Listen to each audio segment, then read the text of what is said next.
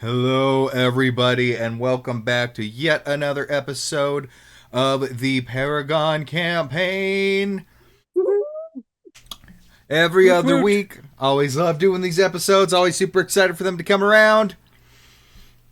Definitely. So, before we get into it, Andrew, do you have anything you would like to share with the class? Sure do. Got the printer fully up and running again, ready to take orders for shirts and all that. Also, I have some really fun ideas. I could tell you about them, but I'd rather just show you. So, within the next week or so, actually, I might work on it the next 2 weeks because there's some little fun things that I have in mind. And then just a reminder too, I brought it up last. I can't remember if it was on Wednesday or the time before, but we do have some leftover D-Fourtress t-shirts. So if you do order a t-shirt and it's in one of the sizes of the event shirts that we have left over, I will throw it in there as a bonus gift, just as a thanks for supporting the channel. So yeah, as long as you're in the US, we can ship to you. So I would love the support. All right. I think that just about covers everything. Just a quick shout out to our Patreon. Get some cool things like exclusive merch,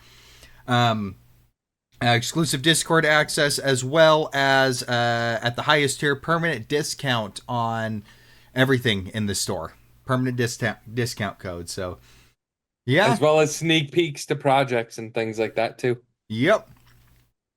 But that should be everything. So let's go ahead, roll that intro.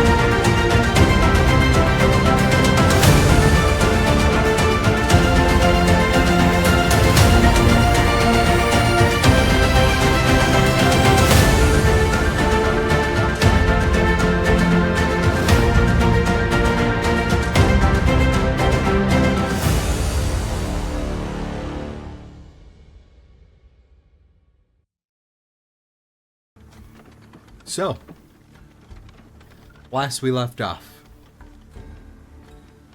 Paragon had made their way up to BoneBreak Ridge, the city proper. And upon arriving up on the precipice, to lodge for the night, you found a very out of place spa resort to refresh and recharge your batteries.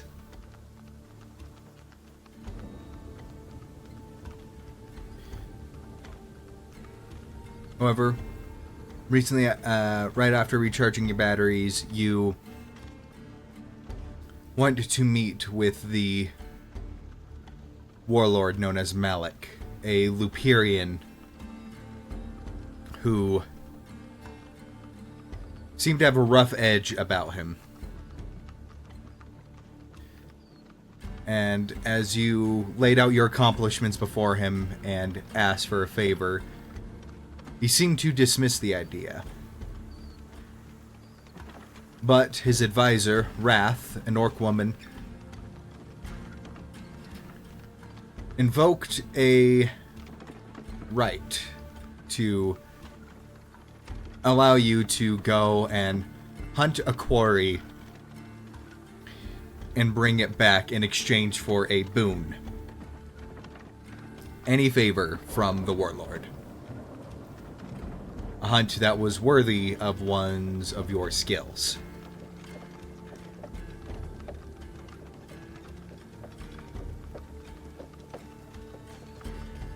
And so, you accepted this and set out to the south to hunt this monster, which had slain a whole platoon of bone breakers. You were met with a crater, and in that crater, a large centipede-like creature, hundreds of feet long, twisting and crawling over itself, inflicting poison, leeching your life, and blasting your psyches with raw power. But just like many before it, the Paragon struck it down.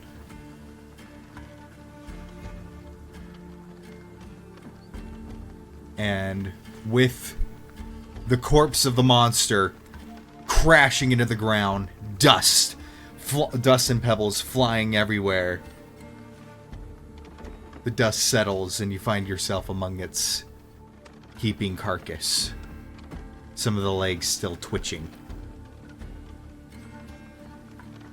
For how many times Cosmo was hitting that thing, I imagine that three of us down below are probably covered in viscera and dirt and grime and all of the above, just from just the chaos of the swirling mass of the monster. Yeah, this like bright green ooze that it has for blood. Yeah. Even though, yeah, covered in some viscera, I think if you see Artavan, he'd have a little bit of glee in his eye as he was loving this creature. Like, just the excitement of this brand new potential. Could be anything, could provide anything. And immediately wants to, like, inspect this thing to see what it can use for weapon making, blacksmithing. He's I don't know, there's something about it that really struck like a chord with him. That was amazing. This creature is fantastic. Massive. Imagine the dust settles and you see Wayne already up against the side of it. Kung, kung, kung, kung. Testing. Exactly. What are you like, here? what is? I don't know. Kung, kung, kung. It's solid, but Sounds like a saw. What is that? Oh, wait. You see Cosmo?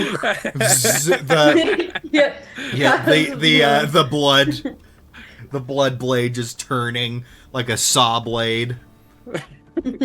As she goes up and just starts hacking away at the neck and slicing off the head, just like just like a giant log. It ain't much, but it's honest work.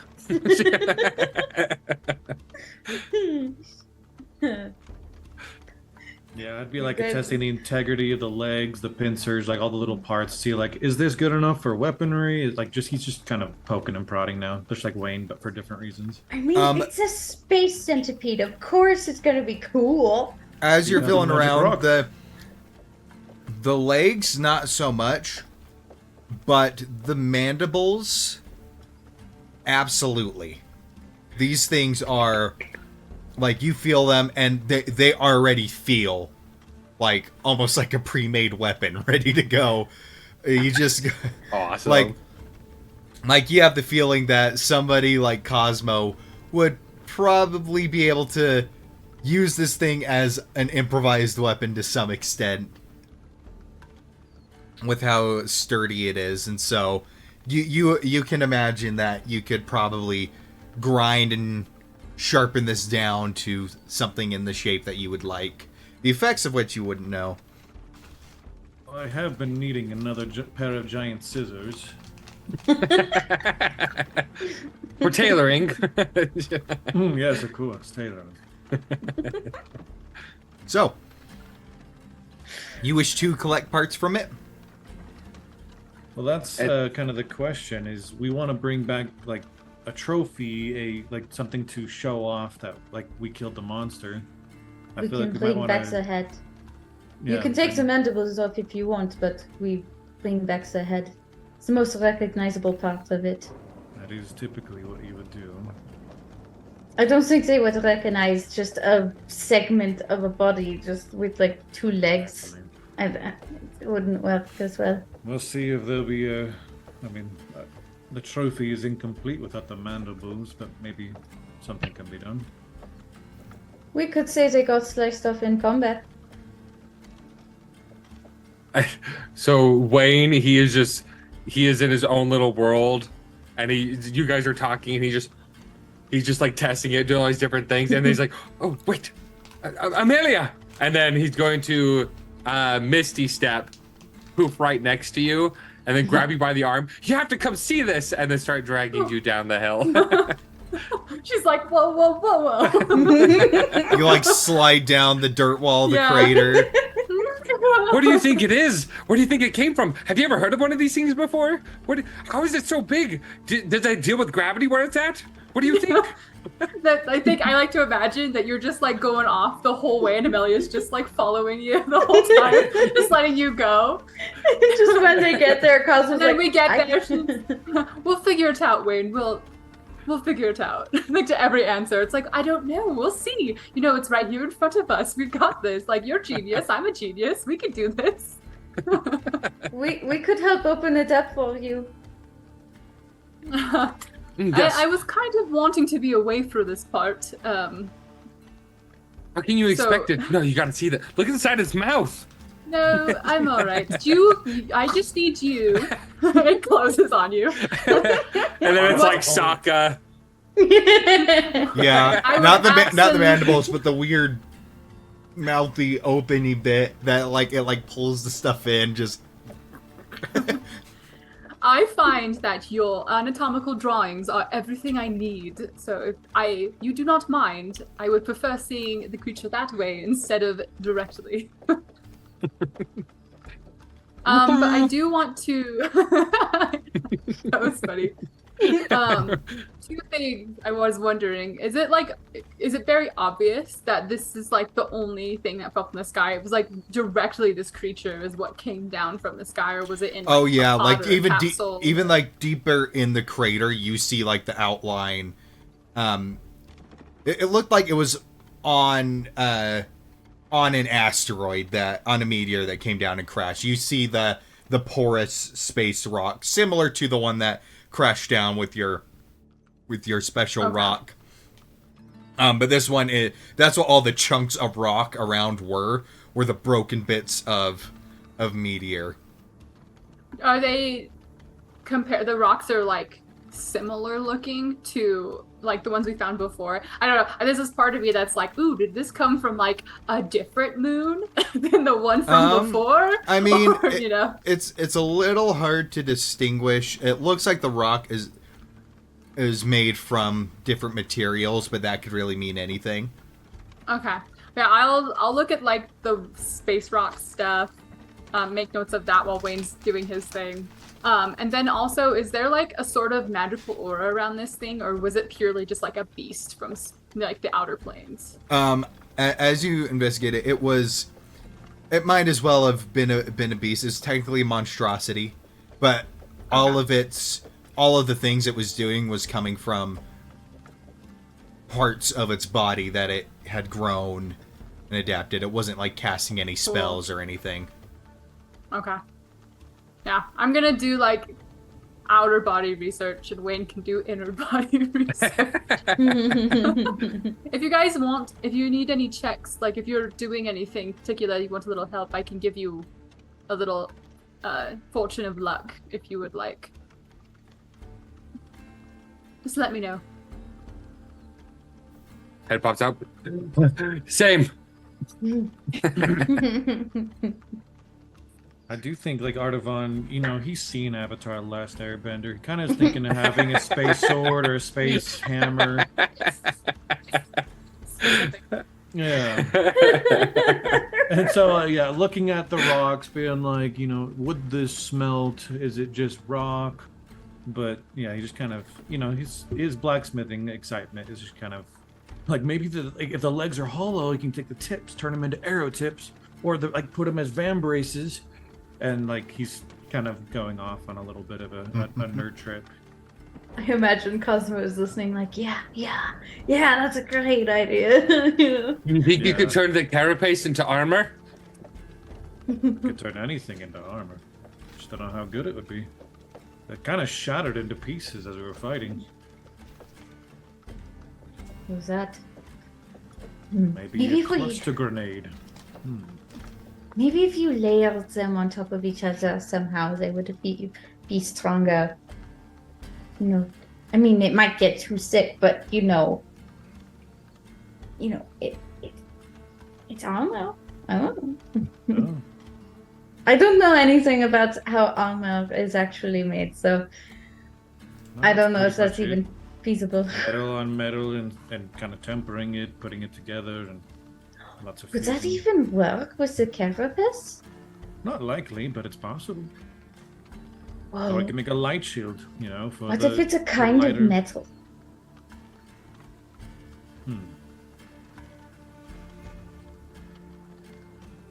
Start collecting scraps. Well, I mean, it survived an impact from who knows how far away, and it seemed to be intact, so it's pretty strong. You alright? Good Yeah. point.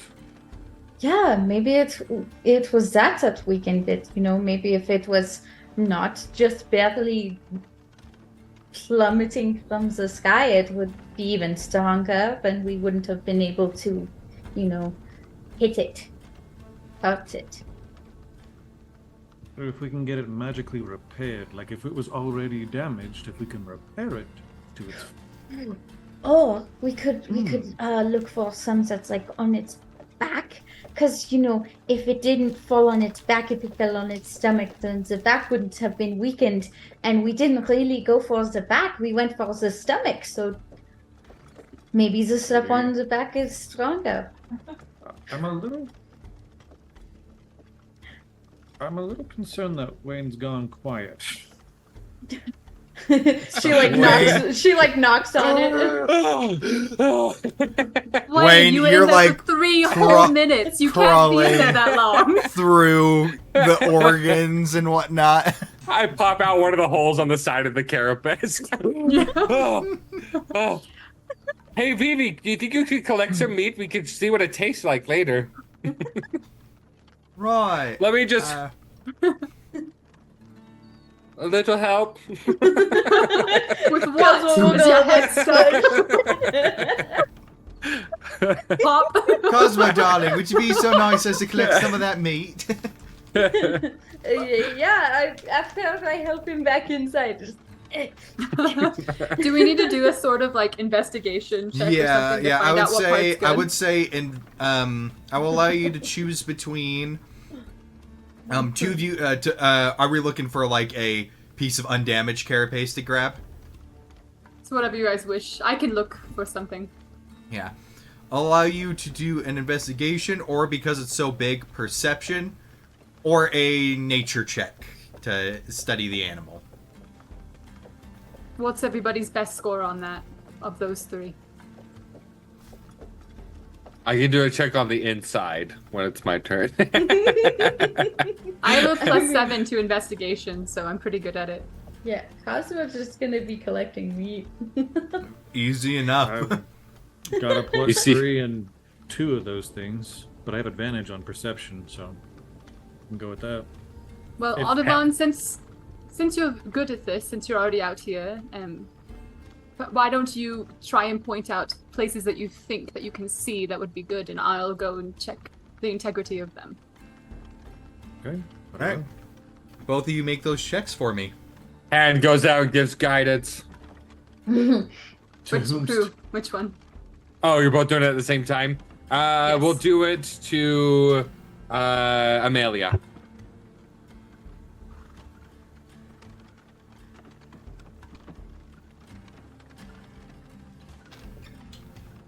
Uh, 15 on perception. 15. Yeah. This thing is big enough that only after like a couple minutes of walking the length, you manage to find one of its segments that seems to be relatively intact. And then, Amelia, your investigation check will see if you can find like a specific section that is both intact and possible to pry off and collect. Okay. I rolled an 18. An 18, nice. So as you're Shield. walking around, Did you add the guidance to that? That was with it, yes. Okay, cool. as you're walking around, Amelia, you find one piece that is very, very large, and just doing some quick math in your head, you kind of like visualize it being turned into something else, like maybe wrapping around somebody's body, and you find this section that should have enough surface area for a full set of armor. And Right there, Audubon. Perfect. and it is not cracked through, but cracked around to where you can take that whole piece in one go. Okay. Nice. All right. I'm not the best at cutting it, but perhaps someone else. With this, it's like the cracks are already there. It's about kind of prying it out. So it'd be probably a strength check. You can get advantage on it if you have a crowbar.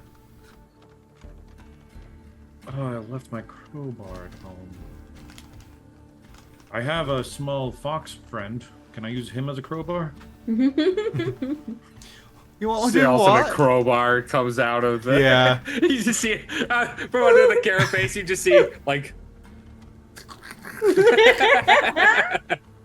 Okay, I somehow have one, and I think it's because all that time ago Dante made me buy like everything Oh, I yeah. possibly Oh my could.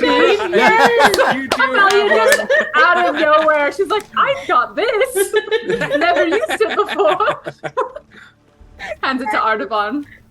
All right, Artaban, you Yeah, can go. he legit is like, I'm trying to figure out how to get the leverage on this thing, because you need to fit something in the crack. My claws Well, don't do. with the math, you would just put it in this little spot here, and it should kind of pop off this little extra here. And she's like showing, like the math-wise, this is how it is. But you could also just go for it. Yeah, Guidance. he would be like trying to figure it out, and then suddenly a crowbar just comes into screen. Why do you have this? Dante wanted me to be prepared. That's Dante for you. Okay, so you're saying right here. All right, let's give this a shot. It's like Dante is like the dad that tells you to keep the spark plugs in the trunk of your car in case you need to jump That start like it. one piece of wood. That one that, like, piece of has a wood. purpose. The one piece of wood. Yep, you saw that skit too. If I use mage hand to like help Artaban kind of like situate it where I think would be a good spot, could he like get help with that? He already has advantage. Oh, okay. I won't But worry if you're guiding, if you're like kind of not so much prying it, but like kind of showing him exactly how to position it, I'd say he could get a Yeah. +1 to it. Oh, cool. Yeah. That's good. and guidance. But if not for me, BB would do it too, so... Yeah, if I Vivi would give the slip guidance. while doing it, can I do a strength saving throw instead? You know what? Sure, I'll allow it. You get advantage though, because it's crowbar.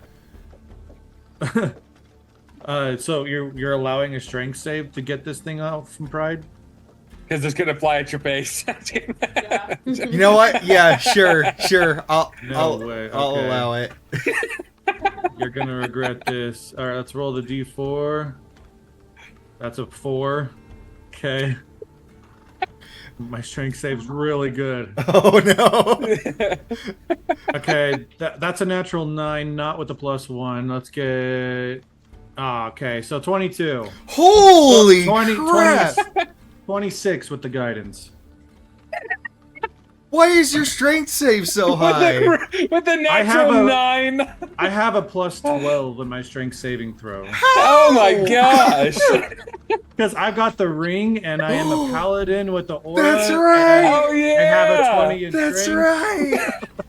right. And So I got a, my the reason why I proficiency- allow the strength saving throw, because we'll do it like this. It's like you go and you're expecting to put in all your force, right, to get this thing off. But Amelia showed you just the right spot that you go and you put in. You really go for it, and it pops off way easier than you expected. And so the strength saving throw is for you to fall down underneath it and just catch this heavy piece of chitin. And so you're just. Team Carapace is busting off again. And so that's why it's a saving throw. You find that Wayne's on the other side of it. I'm just kidding. If it was a check, I would have gotten a 19 anyway. Like that would have been more than enough. DC was like, Amelia just like looks 15. like she looks super impressed with that. She's like, well, yeah, that worked very well. And he like took off his armor because it's been hot and everything to get down and dirty with this. But when he caught it, like his muscles just burst his shirt off. It was great. like a certain movie we might have watched last night. Yeah. No, it's not. You're not Wolverine Wayne. at all. It's no.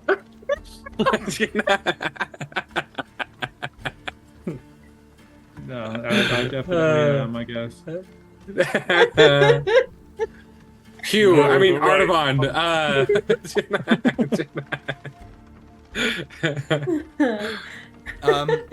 But Is this like heavy? Like it feels like a lot heavier. Like heavy as like a normal materials, or would this be like for lighter armor? As you're That's what I'm kind of gauging. Yeah. As you're feeling it, it wouldn't be thick enough for full plate. So it's kind of middle ground. So you could make some medium armor from this. Ooh. Okay, cool. I know a certain yellow friend who might like that. Wolverine.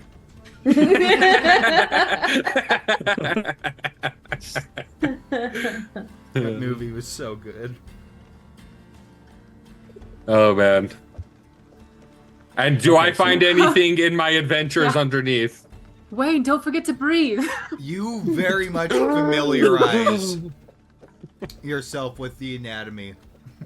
Nothing you can collect really, unless you want to just pull out some viscera for. Or maybe some No bone. reason. The bone might be kind of cool. It is a it does not have bone. It has It's just an exoskeleton. exoskeleton. Yeah, Oh. Does well, it they have have like eggs? it's an invertebrate. Oh, okay. I mean, yeah. I forgot. I don't Are there remember school. eggs inside? No, there are not. You can I glean that think this it's is a a boy. male. Oh, interesting. It's a It's boy. male. All right. Good to know there's genders in the outer planes. I like to think that every time you poke your head out, there's a little more hair missing. Like, turns out the blood's acidic and acid. Yeah, you're just seeing. You're seeing You're starting like. to look like a certain Yeah. dude. Yeah, it's not. It's not. It's not enough that you're taking damage, but there's definitely skin irritation. You're starting to break out. There's a little bit of rashes, like almost like a sunburn. Every time Wayne pops his head out, I just prestidigitate and cool it off. Like, there you go. You're good. Go back in. No, I Thanks, guess Mom. the real morbid question is there any survivors or remains of things within? Oh yeah, do I find anything of that nature? Okay. in Oh, there? yeah, you're Does finding someone else stick a head out, being like, "Help, he's in here." No, going through the digestive tract, Wayne, you're finding Some, like, random nose. Like, completely unusable piles of melted meat and digested armor and stuff that is unsalvageable. Are there any, like, magic items? Because those don't die in acid. Do I find any weird anything random? I don't know. Roll a percentile, I guess. All right. Yes. Yeah. Luck roll.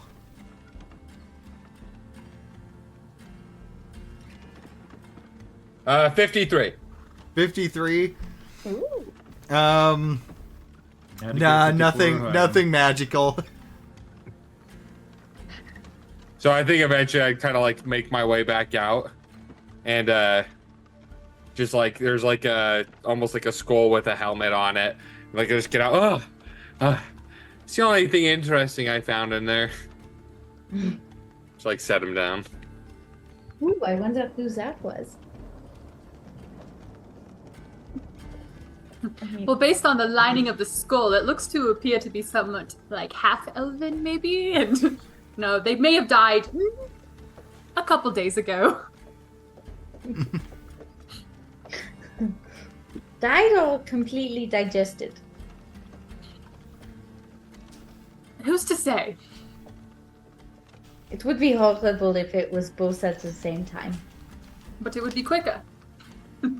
Not really. You're dying as you're being digested, Oh, I and see then what you you only mean. die once you're I did not completely understand digested. that exactly. Yeah. Yeah, that would be horrible. That would be. Yeah.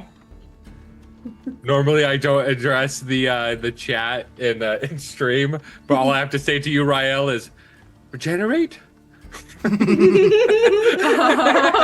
Oh no! No! Regenerate. Regenerate. I'm going to live. I'm going to live.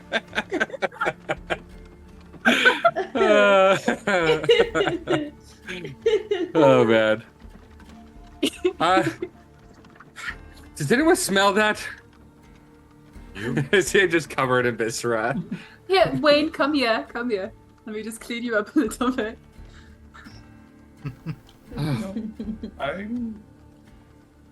I'm not really, like an alchemist or anything, but I imagine maybe if we collect some of the blood, alchemists might be interested in it.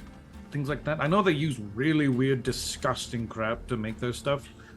And this is pretty weird and disgusting. I don't know, it's a new thing. I think might be interesting. I think Vivi would be like, totally, we should do that. And like, Yeah, we'll take whatever we can get. I mean, I have the flask, so it's empty now. Oh yeah. something to think about.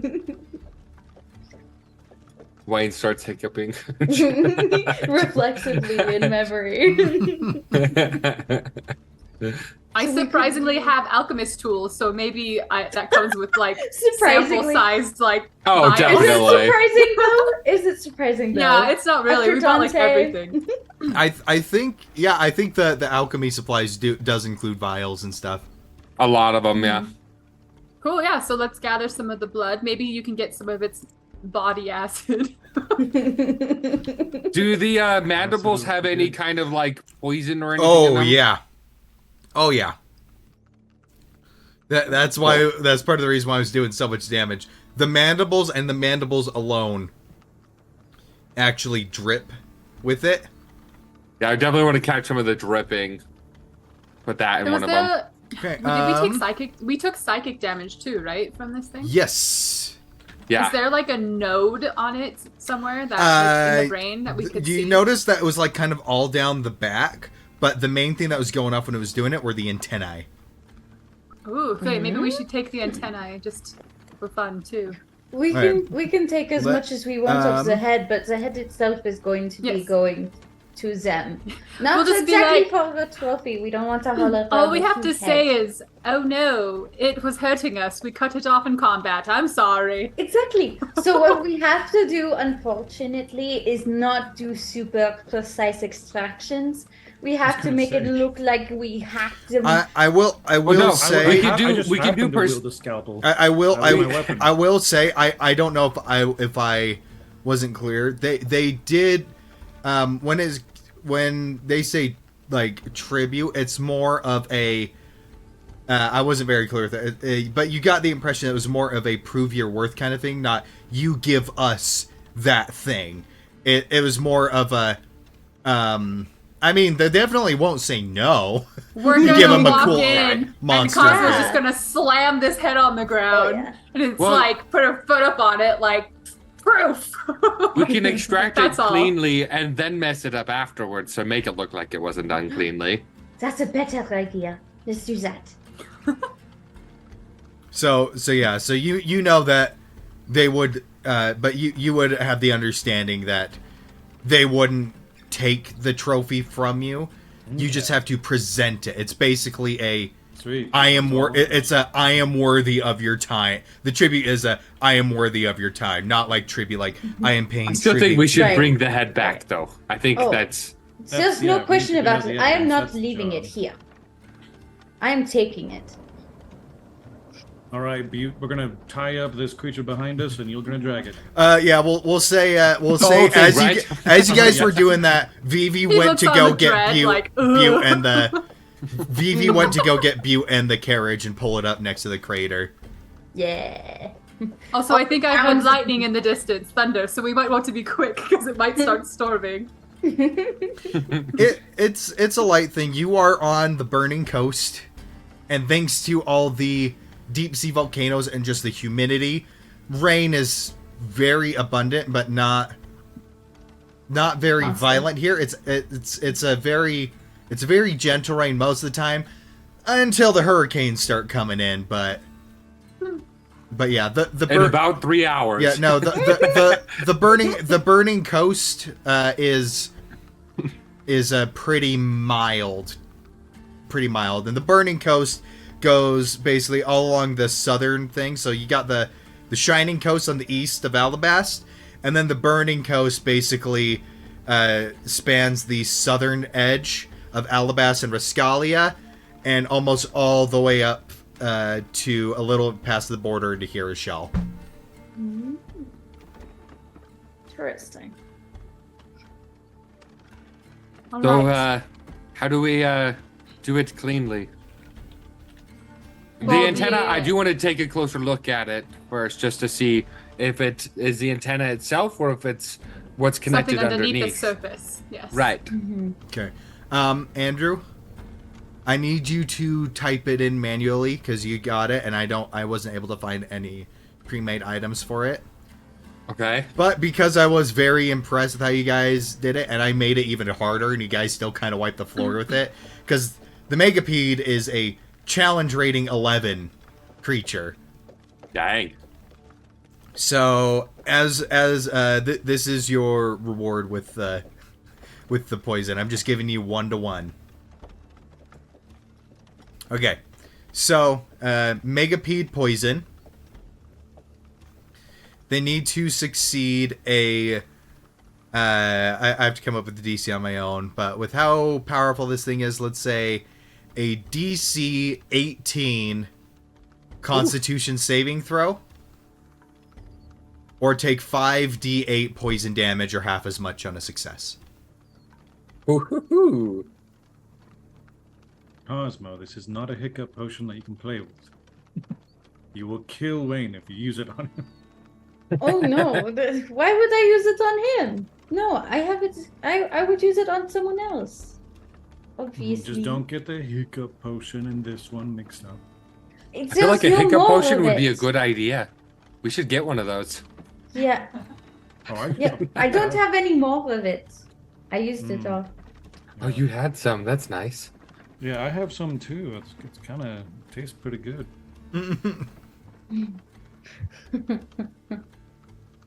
Got your weird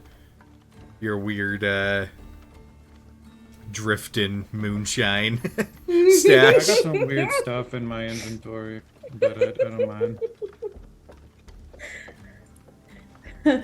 I'm carrying a saddle. That's Boom. Got it. Okay, sweet. Got that written down. Usually BB's pretty good at cutting them up. Does anyone in particular want to try the mandibles? I don't think I'd be very good at getting it out, but I can help kind of guide you. The mandibles are really durable. Really durable. It's not so much cutting them out, you're basically going to want to Smash around it. smash around it and like basically pull it out of its socket. Yeah, Cosmo wants to use Like her the new legs of a axe bug. more, so she's totally volunteering. And with it too, I'm like, so you see how it's moving this way? And I'm kind of like moving it back and forth. So the parts around here, you want to break the outside like this. Don't touch any part that moves, don't touch it. But you want to break around that, and then maybe we can pull it out. Oh, okay. Please do the almost like a joint in a socket. It just sits like this. Let him finish. Oh. Yeah, you're going to totally like snap this thing in the middle all the way up. Okay. It's just the head. Go ahead and roll damage for me. Oh, just damage. From Yeah, my there's no way you're gonna miss it. Okay. How would I do that? That's a... Oh, there we go. I was on the wrong thing. Aw, only 7. 7 damage. Okay. Right. So you cut away at it. You loosen it a little bit. It does seem a little bit easier to yank out. Now the other one. Another. Well, we still have to get this one out. So I'm loosening them. so depending on how much damage you do is how much the DC decreases. Well, I did 16 the second time. On the other mandible? On the other one, yeah. Okay. Alright, so the first mandible. Right. Say athletics checks. Who's pulling them out? Artavan. You take one, I'll take Cieza. I'll give you guidance. Do one at a time. Okay. Let's roll the guidance first. Is that 4? Okay. 4 plus 27, so 31. Oh! So, Never mind, you could do There's this another too. one in here. all right. So with It's the like a 7 chain. damage, the DC decreased down to 19, and you basically just, and it's the most smooth, pristine motion. Not even a Artavan chip falls over. on this thing. And there's this squelching like as you Gross. pull it out. Now I'm like a guy with a stick that I found. Meow, meow. So it is pretty darn big. I would say it is on its own like Is it as big as that It's- giant space creature from Elden Ring?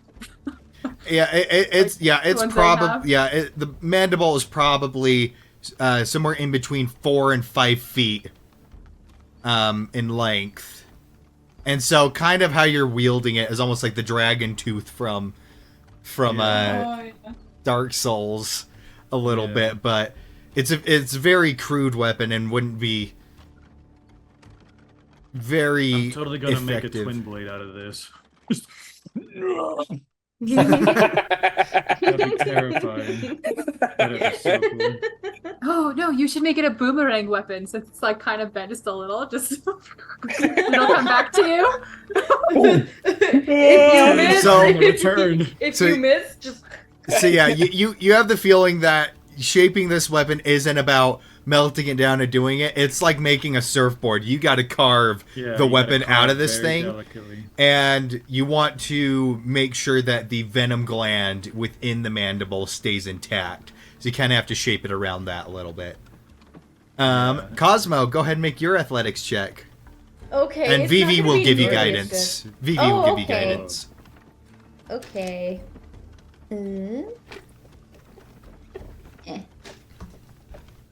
Okay, 22. I don't need the guidance. Woo! Wow. And nice. yours, with the 16 damage, you decrease the DC down to 17, so you get it and you just snap it right on out. Perfect condition as well.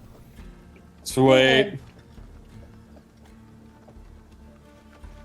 All right, and then I want to do. Ruben at 23. Like an antenna check. Cuz was just gonna Yeah. like square up with Artavan like The 2 marshals with their big mandibles. Now the 2 spellcasters with their new fancy wands coming off the antenna. Yes. Yeah, It's yeah, like, we If gotta I get close the my eyes, I antenna. can still see you. Sean called it, but I was curious if I could use these antennae to make like a wand, or we could find someone who could make it into a wand. Up to see. As you go up, you can deduce that the antenna as is aren't very useful with the brain of the thing being dead, but the antennae are still in really good condition. So you can attempt to harvest them if you'd like. What's the alien girl from Guardians of the Galaxy? Let's make a Mantis. headband and Mantis. let's be Mantis. her. Once again, these antennae Yes. are huge. These antennae are like almost 6 feet tall. Whoa. Put them on my head.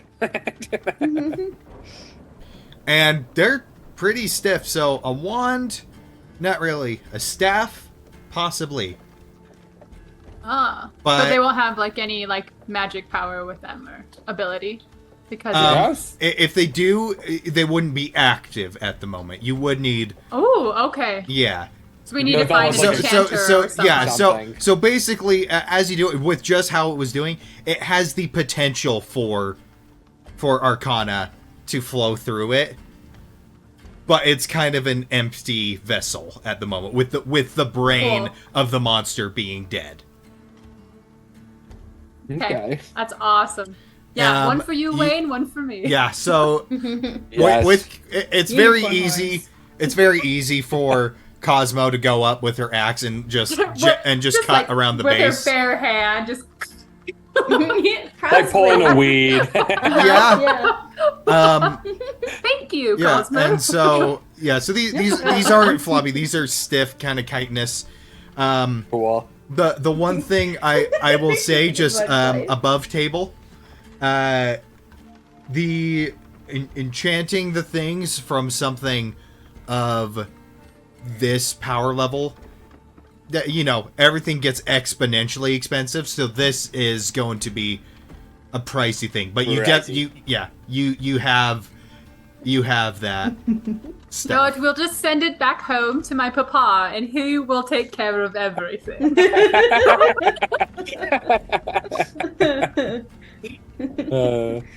So are they like in A Bug's Life where you can just make them twitch if you pull a little pin and just That's the thing about them. It always has that. Like, it's a little unsettling, but that's how it be.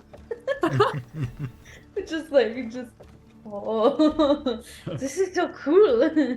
So for now, they're just gonna act as like a back scratcher until we get it enchanted.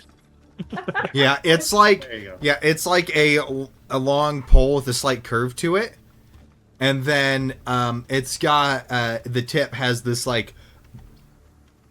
translucent blue kind of oblong oval shaped Like a light bulb. thing. Yeah, almost like a light bulb a little bit, and it's a very hard to the touch. It's like if you like tap on it, it'd make a tink sound almost like glass. Okay. Cool. Lovely. Magic staff incoming. And It is in my very bag of similar, holding. very similar to the eyes of this monster, the giant eyes. I'm getting Gnostica vibes. I like it. I feel like Monster Hunter. That too, yeah. I love making magic items and stuff from monsters. It's so cool. Oh, the Gorgon Smasher's dope. That came from the monster. I wasn't even there when I had it made, so but it's been great. All right, are we good to go? You think this is good? Well, we have the meat loaded up, we have the heads that I'm going to drag back, we have the mandibles and the antenna extracted. I think we're good to go. Did we want to Huge take any chunk of legs? carapace. Oh, yes. I was gonna take a handful of legs as well. Yeah. Yeah, so I we think- just I got think I that. can make it work. And Wayne, did you have your sketches drawn already? Yes. Okay. So just the legs, and then we're done. Yep. Oh, well, Yeah. I have them. Here we go. We're good to go. Right? Right? Nice. Let's go. Did we want to- We're leaving. We're leaving plenty for when they want to come out and look at this thing. There's still more for them to take if they Oh want. yeah, But plenty. we get first pickings. We get the best stuff. All right.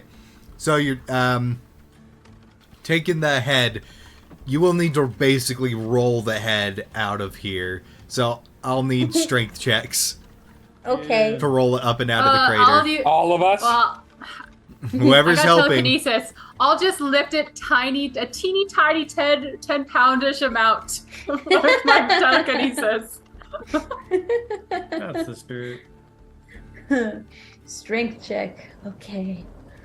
Ooh. 18. 18.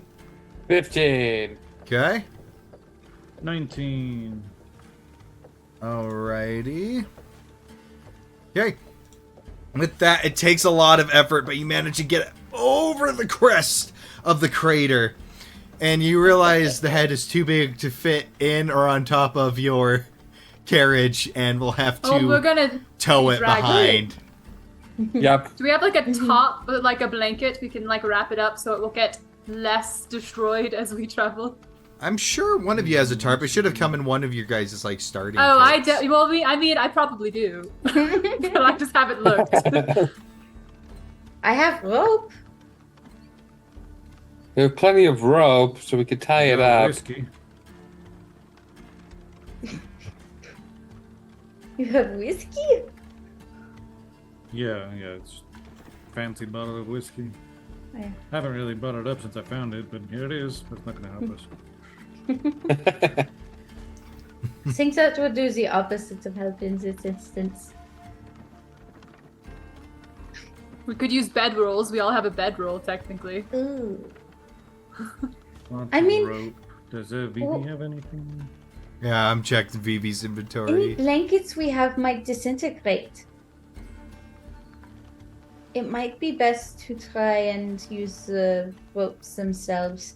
We It could doesn't cut have to down. be. We could cut down some trees and then make it into like a little could- platform that drags behind. I could cut it in half. We don't need the whole head.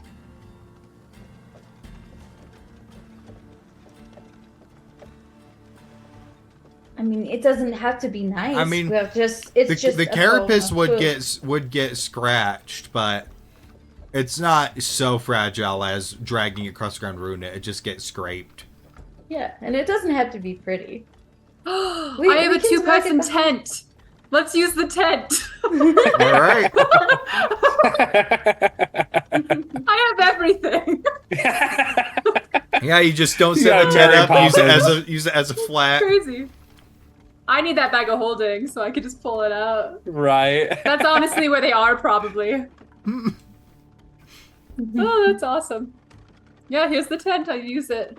I'll just have to press digitate it for hours after this. And if I it's mean, too it much just has for, carapace on the outside, so we don't need a blanket over it. Well, we're Oh, putting it over a underneath it tent. to be dragged so that it won't get So it's scratched up, so easier. it can be pristine. Yeah, it'll also less drag resistance. Okay. easier to pull, yeah. And if it is a lot of for Butte, then Artavan would go out and like push the cart with Butte to kind of help in the traverse. Yeah. And we're not in any rush to. We could always slow down our travels if we needed to. Yeah. The threat is dead, and I Ooh. don't think many things would see this and want to approach. Is it going to fit in the? As you in say the that, I'm lifty just thing? kidding. Yes, there would be room in the lift that you would know. Okay. The lift can support several carriages at a time. okay, It's good. big. It's slow and Okay. it's big. Okay, good. There was a moment of worry. Just, oh no. You have to We go had all the the other way side. all the way around. through gate. I don't think the streets are wide enough for it.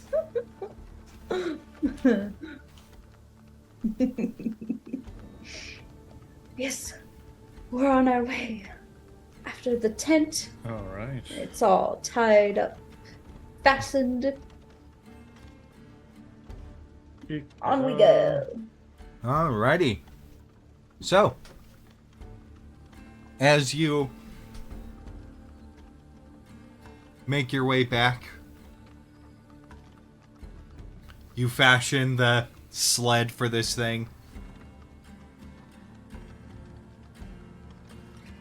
And by the time you reach the elevator, it is pretty dark now. Oh, we make it back in a single day. But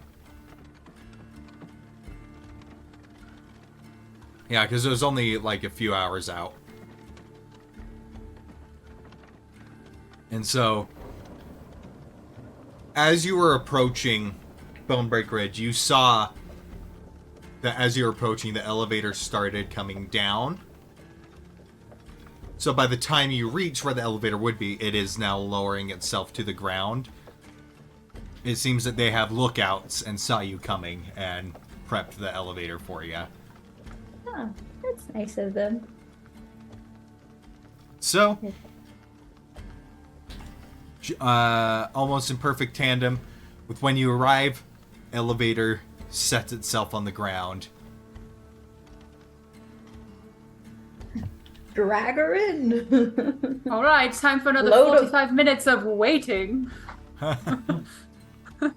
I would love to insight the vibes of like the people. What do they think of us, and what do they think of this head that we've brought? You can certainly do that when you make it to the top. Well, I imagine there's people at the bottom of the elevator too. There'd be people at the top and the bottom. At this time of night? In a major city, Especially yeah. at this Fair time enough. of night. Fair Yeah. enough. No, they do not keep anyone at the bottom because if any threats show up, they just pull the elevator up. Now you have to climb a several thousand-foot straight cliff. Okay, so no people there. Yeah, no people at the bottom. Nice. Just elevator music in the background as Mhm. we twiddle our thumbs and wait. Yeah. I They just have a do random you have- bard sitting on a chair. Do you have any games on your phone? What's a And- I do not, phone? but we can play a little game called Tic-Tac-Toe, and I'll press digitate like a little play mat. Be like, whichever one you want, I'll move the circle over, or I'll move the cross sign over, whatever you want. But That's after a just, I short think, while, I'd see you when we get to the top. A short 45 minutes. after a short while, you come to a stop at the top of the elevator. And it's pretty late at night, so there's not a lot of people out and about. But the people that are there, Wayne, go ahead and make that insight check you wanted to do. Okay. I'm gonna do it in Foundry. Get here. Side.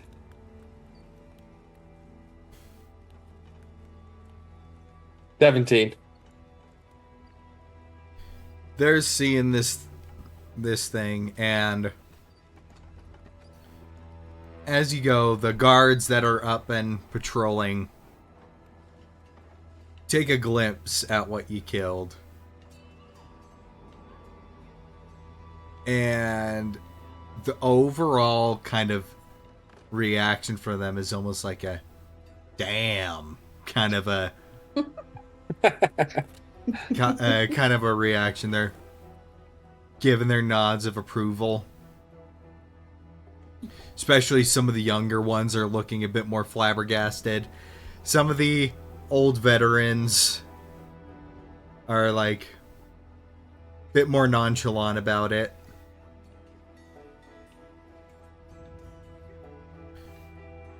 And so you see the torchlight of the hall where you had met with Malik previously, with the dragon skull adorning the top. Doors are open, and there are still guards, and it, from what you can hear, does seem like people are still inside.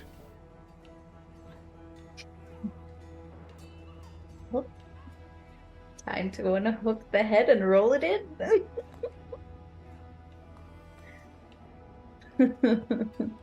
Yeah, bring it in close and then basically bursts the door, Cosmo in front, and the head rolls out behind her. Just kick it so it rolls out. So you heard there was some discussion going on. And as you enter in and the head rolls out, silence. You see Malik up on his seat as he looks down at you. Off to the side. Amelia's gonna hold herself in like the highest confidence of like, yeah, like of course I could do this, like, because he was questioning her before, so she's just kind of like trying to show that she was worth it.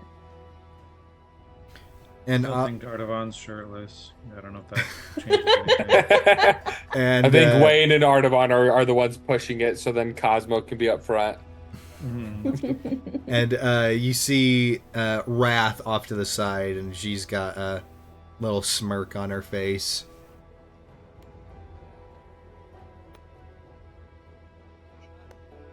And looks at it.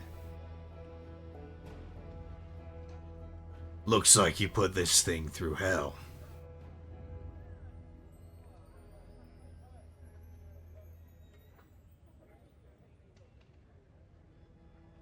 I'm impressed. It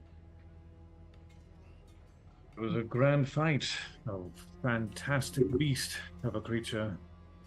Absolutely gargantuan. But it was a good fight. And very enjoyable. Enjoyable. I didn't mumble that. It was 200 feet long. It had over 100 feet, and I counted the.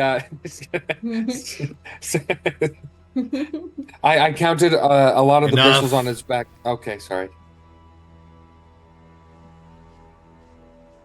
He's trying to suppress a smile with that, trying to look all tough, but you see his sly smirk and his ear twitch a little bit with it. Ones up above are whispering. They're there. Yep. Probably.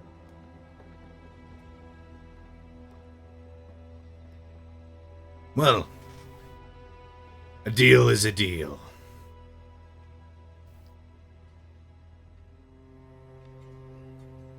So for your kill, you have earned a boon of me.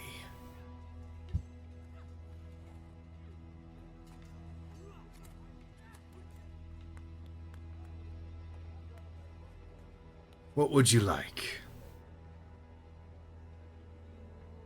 Cosmo glances at all the others, just like, you aren't thinking what I'm thinking.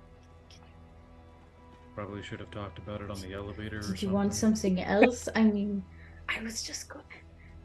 Hang on for 1 minute. I was just going to say, be all dramatic and be like, oh yeah, the only thing we want is for you to take up arms, But if you guys want something else, it's fine. I believe we came here for you, Cosmo. So you should ask for what you want.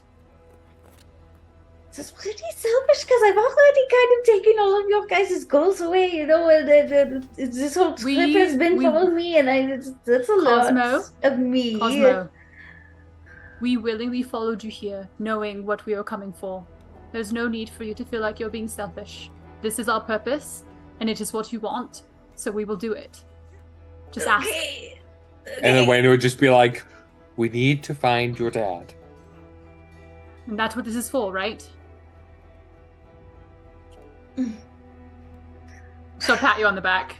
And then she'll turn back around and she's completely composed. It's just like done convening. With that tap, I'll do a fortune's favor on you. So if you have to roll anything, you can get a little hint of luck. And I think you feel instilled with just a little bit of extra confidence, maybe. Yeah, she'll just come away and be like, our only request is for you to take up arms. Take action against this threat. Join us in our cause.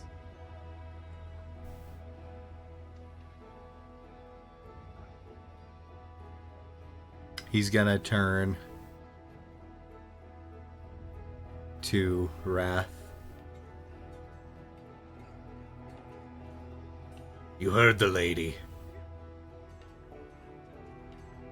We will prepare for summit and make our way to Sanctuary.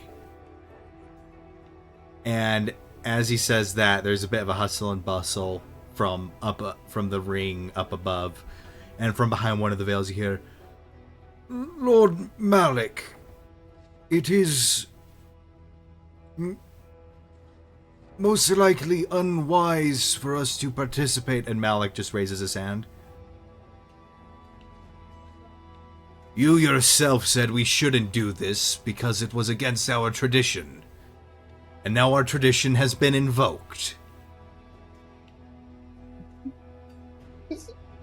It's a loophole, you guys. So, Actually, I will, and so it's just like, you all want a tradition, now you have it. And he stands up. Elders, you were all once great hunters. Each and every one of you, and that is how you earned your position. These fine people, these skilled warriors, have come to us and offered us prey. Who are we to turn away when the hunt is given to us? And he turns and looks down at you. Egorod will be my prey, and yours as well.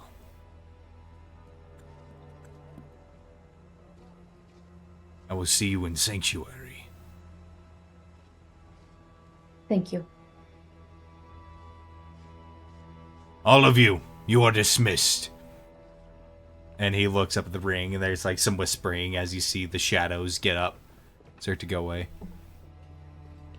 Once they're gone, she's like, ooh, ooh. Yeah, Artamon's yeah. holding a little Goes- fist out for a little fist bump, And- and you come turn around. Yeah, Wait, it's kinda and bouncing. you see Malik kind of gets up, rolls his shoulders, and just steps off of his platform and falls like the 10 feet or so, landing on his feet.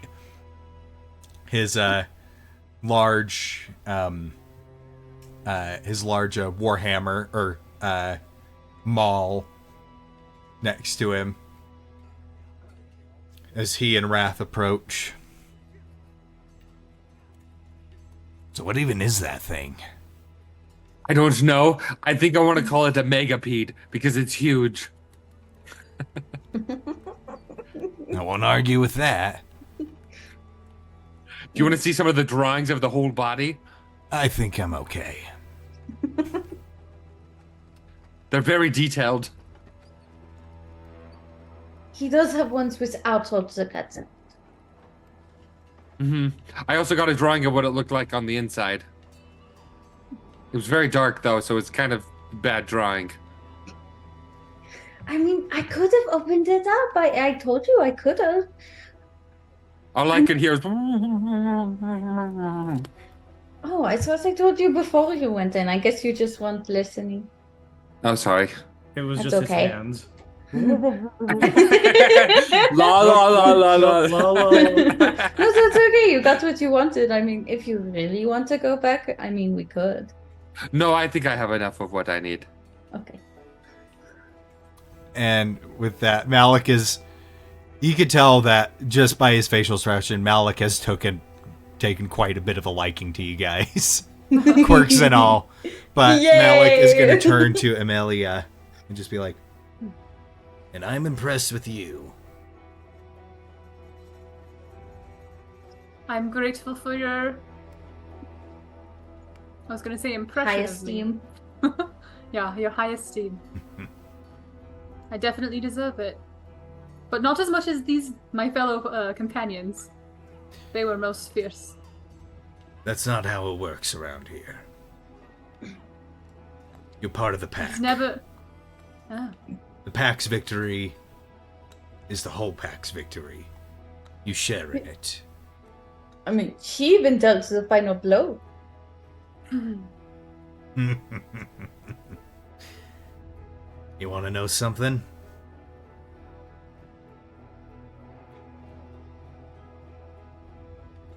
Know that skull on the roof? Mm-hmm. Your father did the final blow to that. Wayne is just staring at him. Wow. I've never met the man myself, but my predecessor spoke very highly of him. My I was going to predecessor ask you was about very him. old. And what you I was going to ask you about my father and what you knew of him, but perhaps all you know are the great legends of him from this place. Just the stories. My predecessor lived a very long life. Well, maybe sometime you can tell me the stories, because my papa did not wish to share too many with me, afraid that my adventurer's heart would get the best of me. Well, it seemed like that was for naught. I agree. But while I have you here, tradition and wars aside, is there anything you need from me?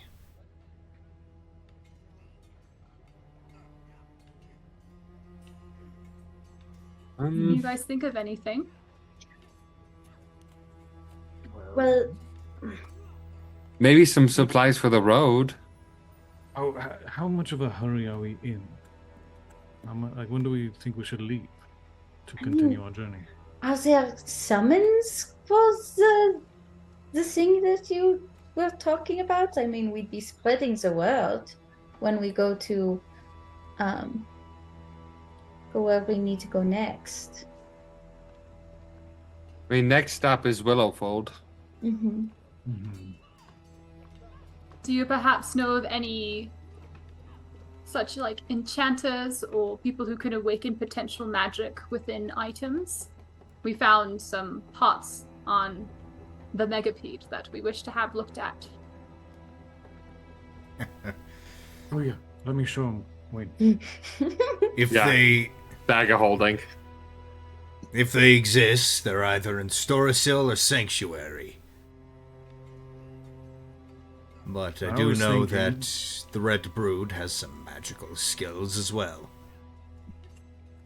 He's now holding one of the giant mandibles. Now, this is one of the mandibles of the creature.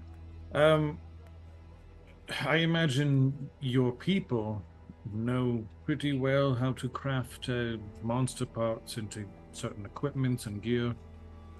So I was wondering if I might take some time at one of your blacksmiths and maybe with one of your monster crafters and to maybe turn this thing into something we could use.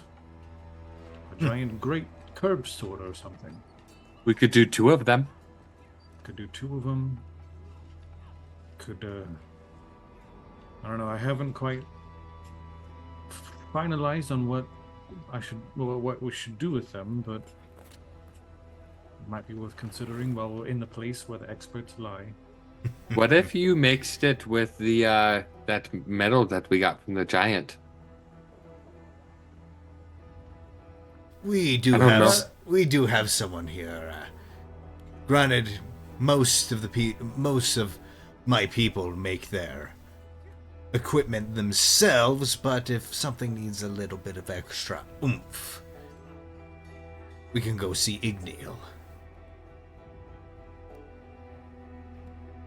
Igneal is our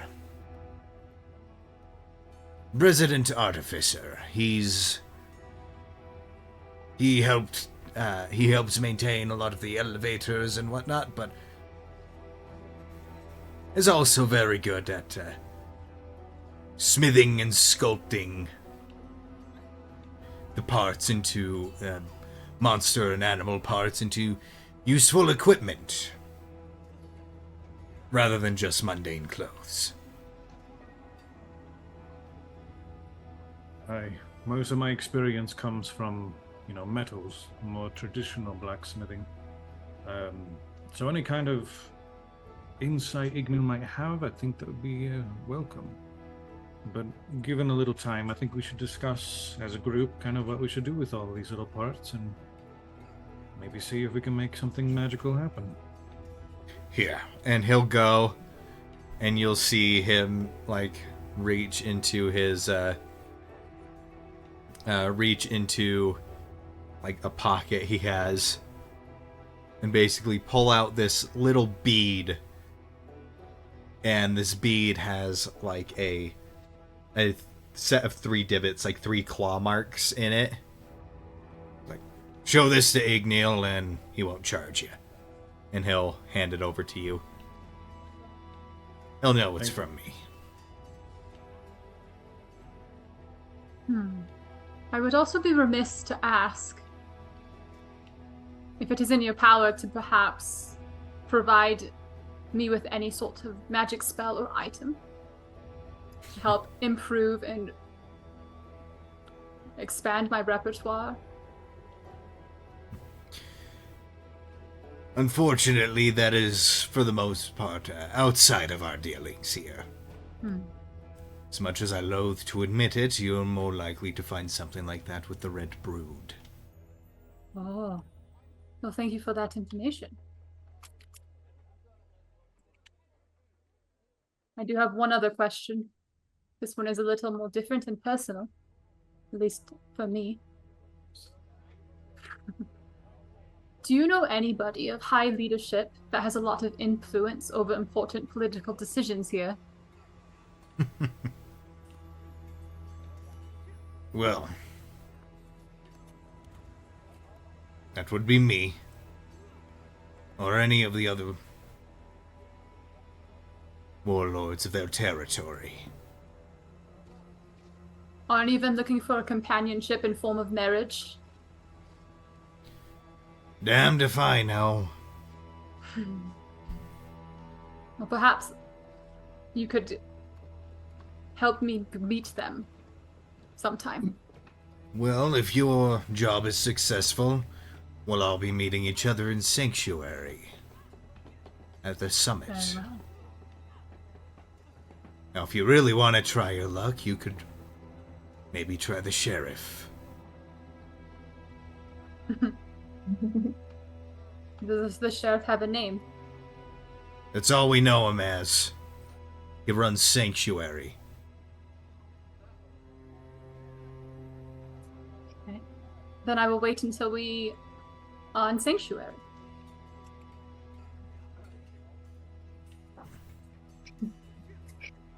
Wow. You'll find that politics isn't really too big of a deal out here. It's more like survival of the fittest. Well, I just need to meet with somebody who is able to make decisions that affect the entire world. That's it. It's not too much to ask. Connections are also important, so I'm grateful for the information. What an ambitious girl you are. Women and their standards. Oh, I Amelia's don't. are unrealistic. I don't need somebody that high. I mean, you know, that's a lot. I also love to imagine him going to the other warlords, like, we'll be meeting at the summit. By the way, are you single? Asking for a friend. Oh, my friend told me to ask you. That's like the elementary school note. Check the box, yes or no. Yeah, Amelia just passes over this piece of paper. It's like, just give this to whoever and hand it to me when I see you in Sanctuary. Oh my gosh, yes. Do you like me? Yes or no?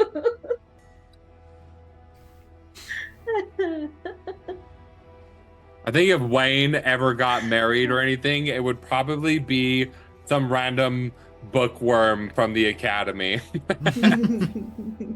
It's If like it the were. awkward nerdy girl who's really, really smart. You guys just like bond over, like you grab the same book at the same time. It's like, oh, you And then wanted fight to read over this it. too? No. It's like a little rom-com. I was gonna read it first. Well, if it was Wayne, it'd probably be some shy mortician during an autopsy or something. Oh, yeah. They both be like, "That's the kidney." My hand over We start hers with the making out. scalpel. Yes. You can Like that marry movie like a, Ghost or whatever. what is it, Amy Farrah Fowler or whatever from Big Bang Theory. Never Yeah. seen. That's funny. Oh, gosh. Cosmo would marry a nice guy.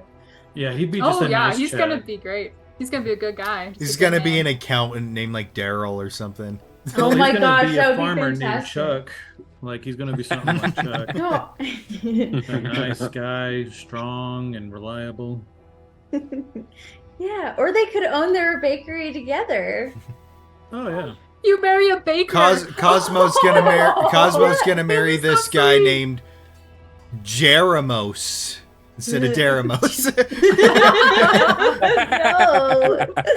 No. And instead of a devil, he's a celestial. You just They want to live play up like the Deramos, but a mountain. little to the left. Let's be real. I'm excited to play as Deramos, yes. It's Deramos's like unbiological brother. They Yes. look exactly the same. They're just on opposite sides of the spectrum. Maramos. Deramos. Wait. I just have to write it backwards. That'll be it. I honestly can't even see Artaban getting married. Like, it just doesn't seem like it's something he would do. You're I love gonna how we went to unknowingly this get topic. married to Key. You're not gonna realize it happens. Like everyone will just Yeah. set it up. Oh yeah, she's then you'll just be my married. friend forever. And then like 10 Yeah, years my later, roommate back home. We have kids, you know. She got me this ring, and then she just started having kids 9 months later. It was weird. And suddenly I have tax benefits. It's great. Okay, Deramos backwards is Samarad. That's actually a pretty good name. Good name. I actually really like that. I'm It's canon Samarad. now. It's a pleasure. It's somewhat yeah, rad. yeah, we gotta meet Samarad. We got You're we've got Cosmos Confections, owned by Cosmo and co-owned by Samarad. And it's right next door to Ink's Ink Ink. Yes! Oh my gosh! Your like I mean- bakery logo is like angelic heart, like wings over like a baked bread or something.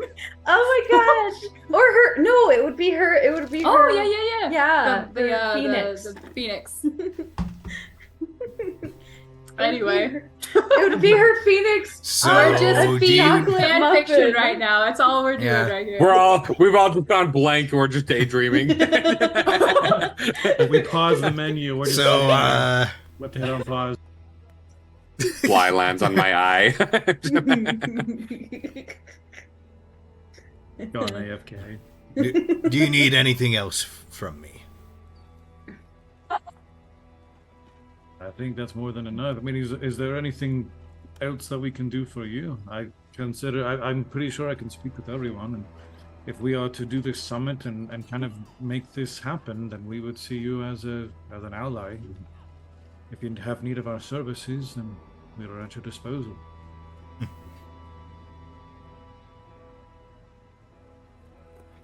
Who would you marry? Sorry. Well, We already know who. Oh, right. Me? No. So yeah, that's what he'd ask him. Say to him.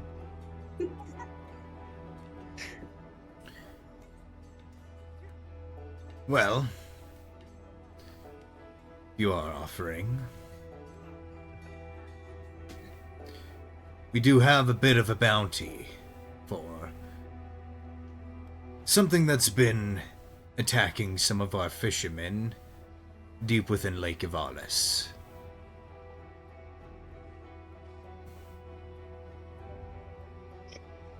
It's not a giant crocodile, is it? Because we killed one of those. Two of them, actually. One of them wasn't our fault, so rest in peace, Sushi. No. Okay. They said this thing had tentacles.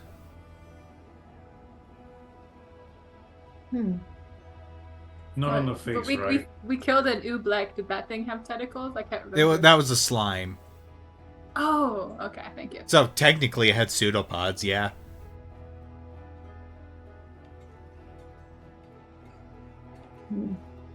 Maybe Well, we we're are heading pretty towards good. a willow fold. We can take a look and see if Yeah. we can find anything else out and maybe take care of it for you. The Elders and I have offered a 2,000 gold bounty for its heart. Right, on my way. Maybe you could like bring it to Sanctuary just in case, so we can like meet you there and give you the heart, you know, and also bring the other warlords there, you know. Several birds, one stone. If that's what you deem would be efficient, then yes. It really would.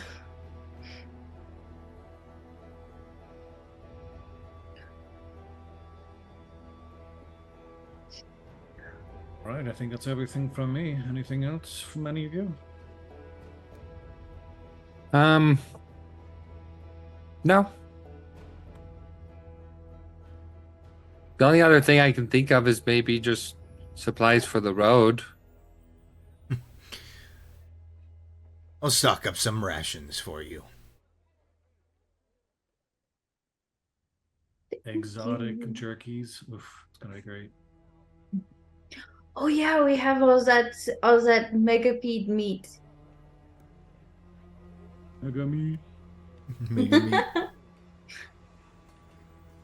It's super meat. It's super savory, kind of acidic. Probably. We're gonna have very upset stomachs tonight. It's gonna burn your tongue, kind of like how pineapple does. We'll So it'll cook be it a all very out. nice little flavor. Yeah. All right. So, are you guys gonna cook up the megapede meat? Oh yeah. Yeah. We All gotta, right. we need to go. We need to head back and get cleaned up and Mm. ready for the evening. Are you gonna go Oh, back to definitely. the spa thing again, or are you gonna stay We're in your welcome carriage? to go somewhere else. I think it'd be if you're more comfortable, and it's also not as expensive. It would be Yeah. fine too. There Mm, there as is well. a pretty decent hunting lodge place to stay that would be about 5 silver for all of you. It's kind of like a big common area with a big bunk room on the second floor where everybody can just kind of pick a bed. But Well, as soon as you said that, I already started smelling like hickory smoke barbecue. Yep. I'm like, oh, this place is Yep. great. that's basically what it Done. is. All right. So as you're going in, you notice that there is a large, like, fire pit that it's like coals and wood burning. That is like 5 feet across and like 30 feet long. That people take positions at with a bunch of like pre-made spits over it. That people go and start cooking their own food over. Is there like a tandoori? So you just like stick a slab and then you just kind of slowly will just roast the outside and you can just cut it off on the outside or whatever. Sure. Ah, cool. That's great. I like that. It is really late. So we can make this, but we'll need to go to bed. Yeah, enough for tonight's meal. So, as you guys are kind of cooking, you notice other people that are cooking their own meats. You're kind of looking at that, and some of them like come up just like, "What even is that?" I have no idea. You have some. It tastes All good though. We call it space meat because it, fills up the space in your tummy. Ah, Yeah. Yes. clever. So for your guys' reference, the meat on this thing tastes almost exactly like lobster tail. Oh, Mm.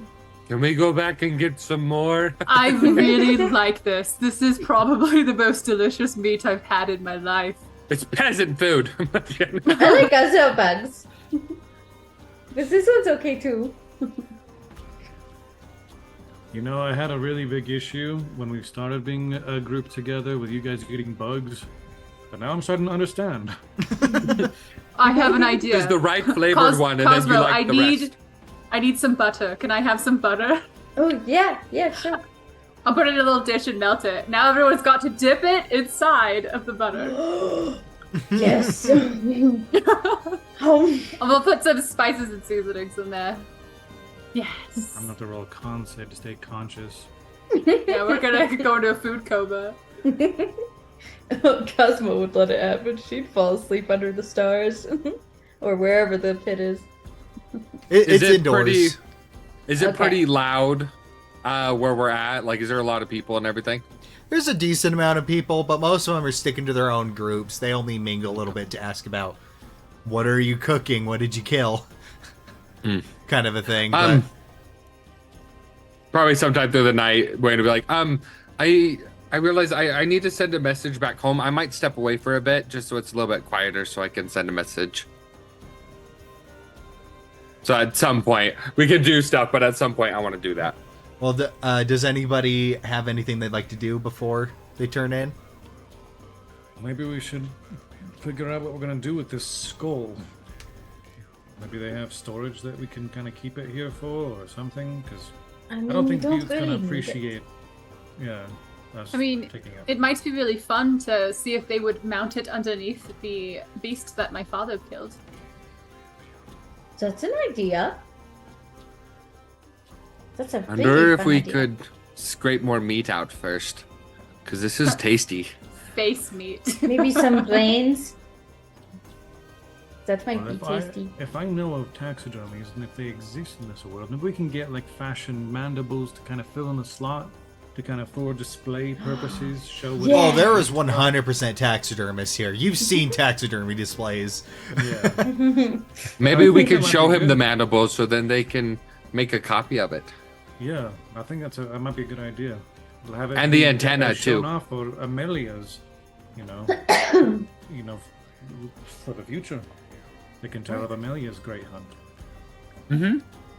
For like sake of like expediency, you guys could have done that as you were leaving, like found a taxidermist to drop the skull off to. Just so kind of on the way, and like showed him that stuff. And probably leave the mandibles there overnight, and then so you could get the measurements the next day. Yeah. So it is really late, right? So those people that we went to talk to get like information about the megapede, would they be asleep right now? Probably. They would probably be asleep and recovering mentally. Okay. I do want to go talk to them later, but we can do that before we leave the city. Mm-hmm. We'll have some time because we're gonna go talk to Igneo tomorrow. Yeah. All right. I guess.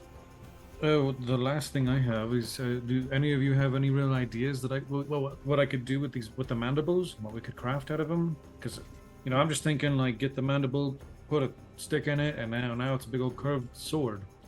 But that's a really good thing.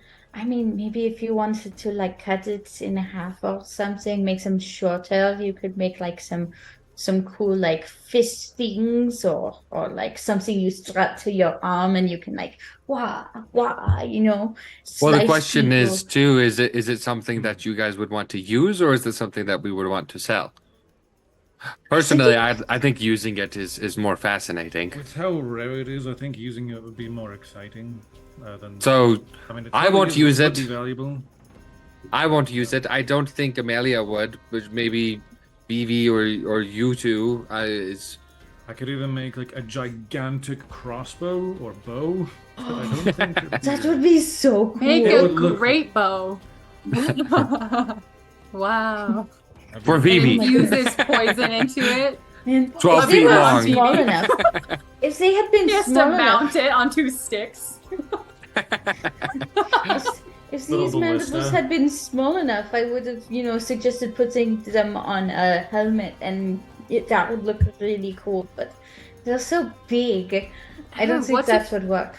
Ooh, you maybe could like put it on your back. Attach it to your arm. Make it like attached to your arm, and then you'll have like an extended reach, just blades on your arm. Yes, that's what I was saying before. Like, yeah, wow. that would be kind of neat.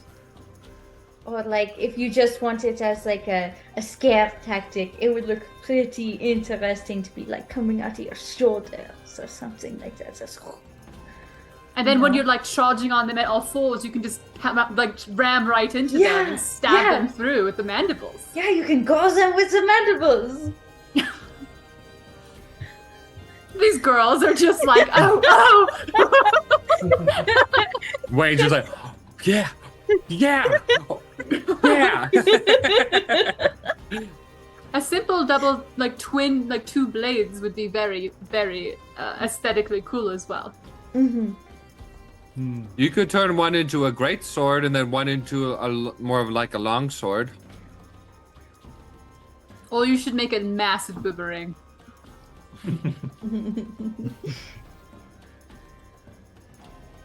What do you think on break? So with that though, you eventually finish your meals, and you can turn in for the night. Wayne, what are you doing? So I do want to step away, and just in case for potential spoiler reasons, players, can you take your headphones off?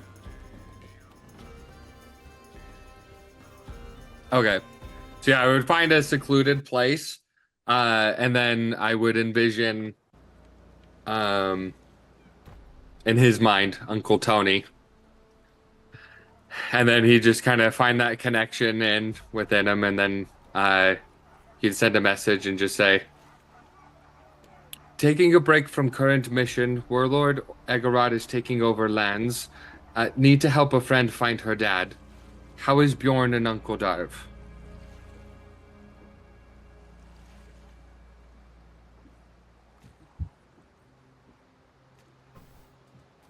Both are fine. Glad to hear from you. However, the symbols started to move.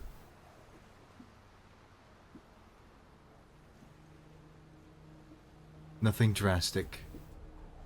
Keeping watch.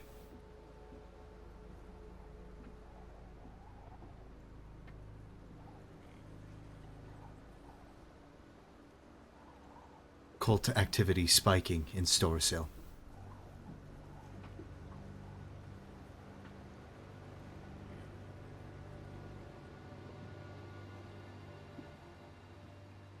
Let me see how many spells I have really quick. Okay, I can only send one more.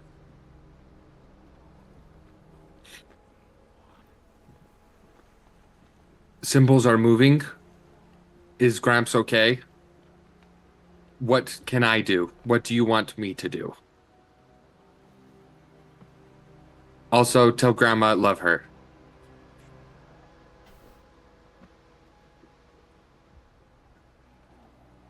Physically, no changes. Vitals stable.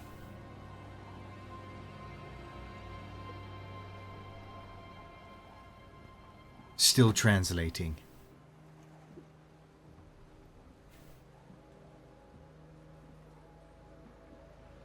I fear connection to cult activity.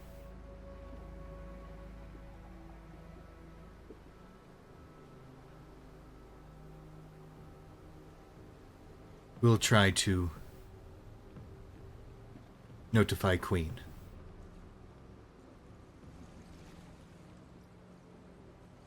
And of course, take care, Wayne.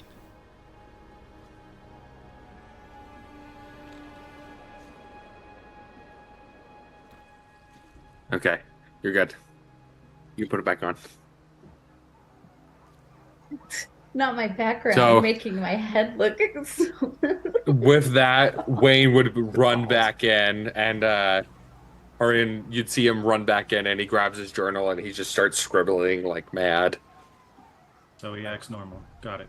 Yeah, that's what I was gonna say. Like nothing weird. Wayne does that all the time. Yeah. But he's just gonna do that unless you guys ask him or anything. I mean, Cosmo would kind of look over just like, ooh, What you writing about now? I would be turned on to the page with the symbols of his grandpa. Did you find something? Uncle Tony says that the symbols are moving on Gramps right now. Really? Are they like forming something different, or are they just randomly moving? They're just moving. What do they look like? Can I see them? And I'm going to turn and show it to you. Okay. Have they Can I moved recognize before? them, or is there any way I can? Make an Arcana check for me. Okay. Have they moved before? Or is this the first time? They were never moving before. Oh. Wow. I got a 19. 19. He thinks that it might be related to the cultist. With a 19, you get this strange sinking feeling that even if you were to cast a spell or have some magical ability to translate,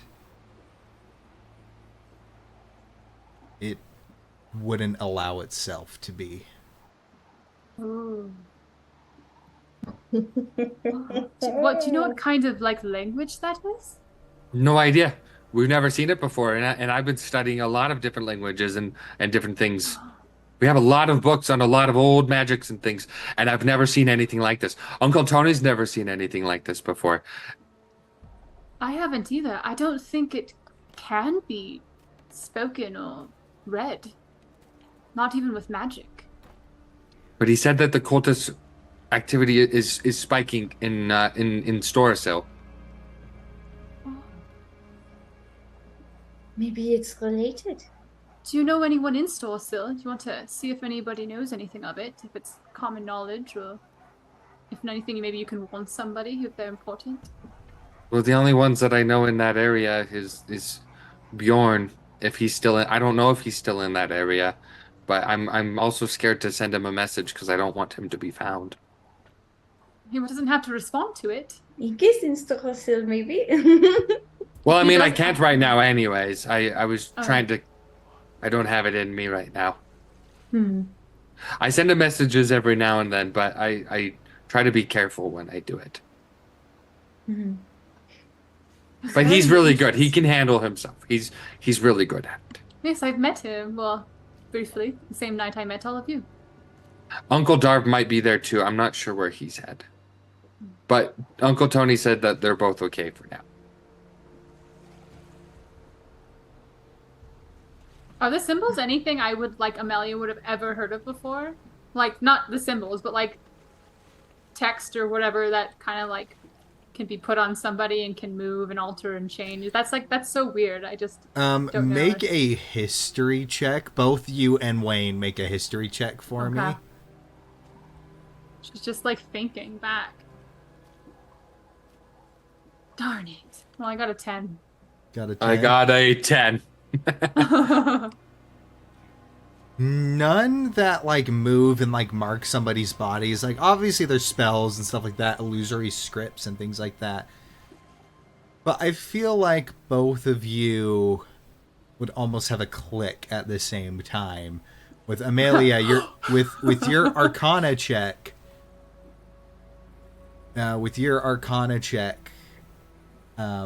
Earlier, and discovering that even if you magically tried to do it, that the language would not be translated. You know of one specific thing that no matter what you do is never translated. Both you and Wayne do. The language of the precursors.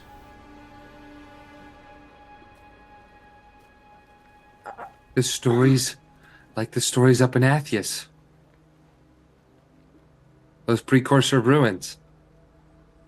I think you're right. This has But something why- to do with them. Why would it be on Grandpa? And he's still speaking gibberish. Perhaps he's speaking the precursor language. Something that none of us can even understand. When we're done with this, can we please go back home? I want to see.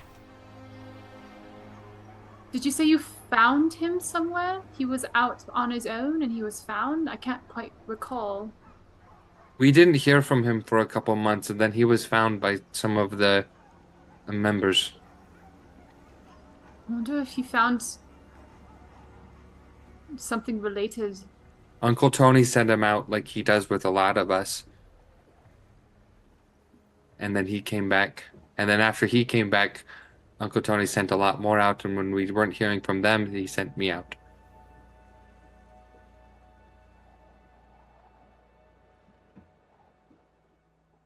Huh. I'll have to think about this.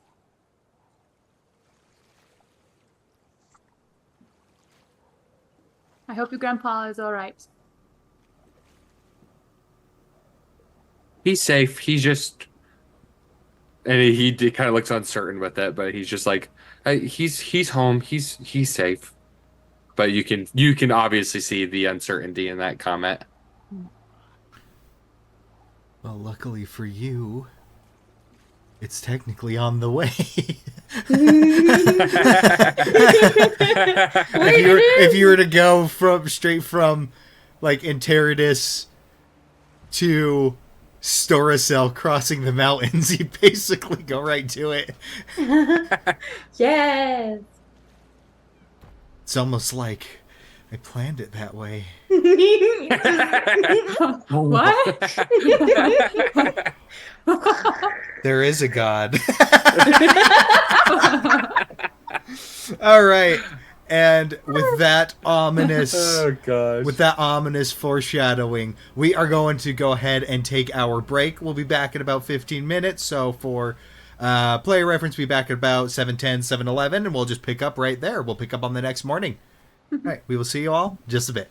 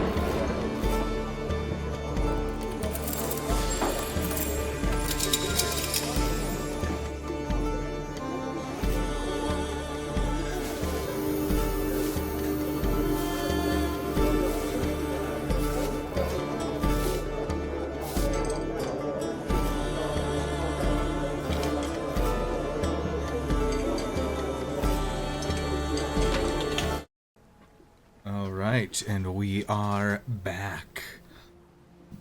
So, I was told you guys wanted to try to do something before we take the long rest, go to the next day. Yes. Mm-hmm. Alright, what would you like to do? Do we want to role play it out? Yes. Okay, sweet. So I think what I would say is, I wish I could send him another message, but I can't tonight. I'm all out. I don't think I could send another one. That's unfortunate. Zelzel. All right. It's Long rest. okay. And she'll put her hand on his shoulder and just be That's like, rough, buddy.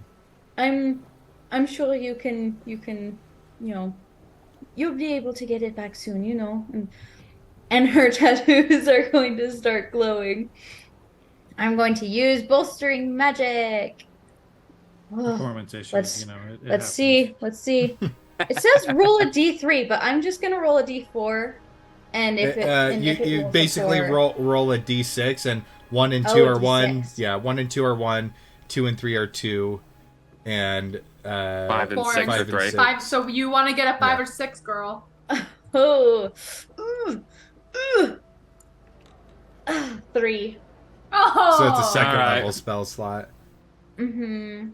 Which 5. I already have all mine. Oh well, we Mm. tried. Oh well. And she's just like, whoa. I don't know what that was. Oh, that's what Me you did to neither. me that one time. Oh really? Oh yeah. I wonder if I It can makes do it me like feel on like command. I can I feel manipulate the feel- weave a little better. I feel the same. I mean, you can also get a level 1 spell slot back if you want. Why does it stink all of a sudden? There we go. All right. Well, we will sleep. Okay, so you head to bed, and you awake the next morning. You can all take a long rest. Whee!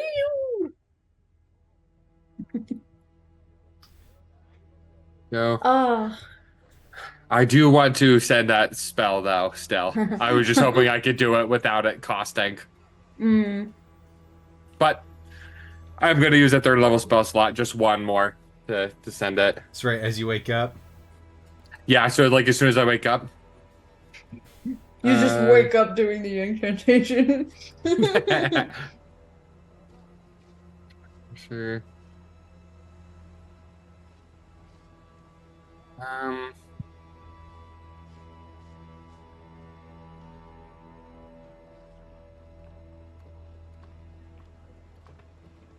Okay. So gonna connect again. Just in case, because I don't want you guys to be spoiled on the voice. It was kind of awesome. You guys should take your headphones out again.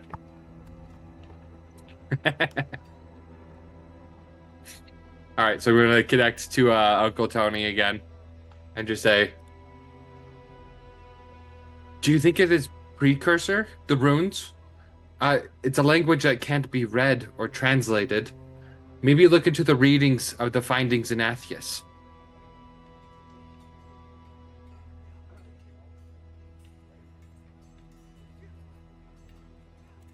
It's possible, but those records are difficult to attain.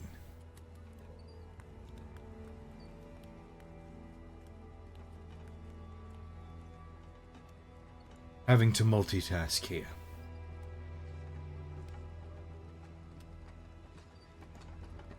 We'll look into it, but no promises.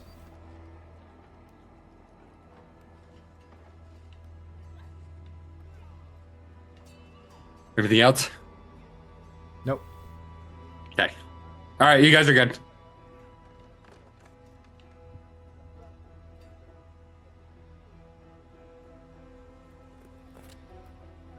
Yep, y'all are good. I heard nothing.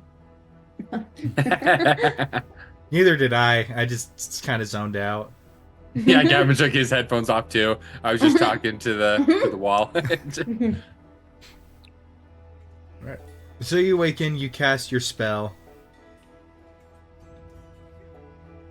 And there's no like real services provided in this lodge other than alcohol, and the beds when you're there. So it's like this big lodge room with just rows of bunk beds, one big chamber. So you're in there with a fair few people, a decent amount of people, but there's enough space, maybe like 4 or 5 bunk beds in between each group. So there's maybe like 3 other hunting parties in there.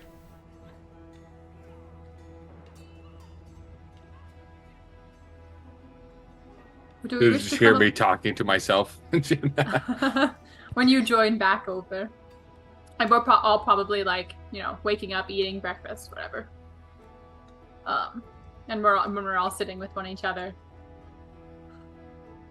Do we want to discuss plans for today, or do we want to stay in the city a little longer? We can leave as soon as we need to.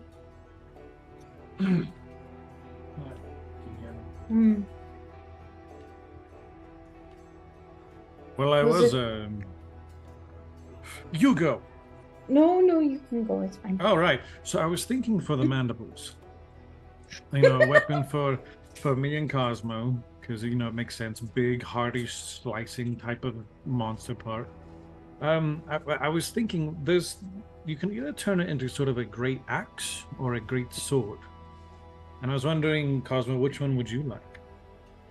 I mean, I already have 2 axes. What's another one? You can never have too many axes. So obviously, I want another axe.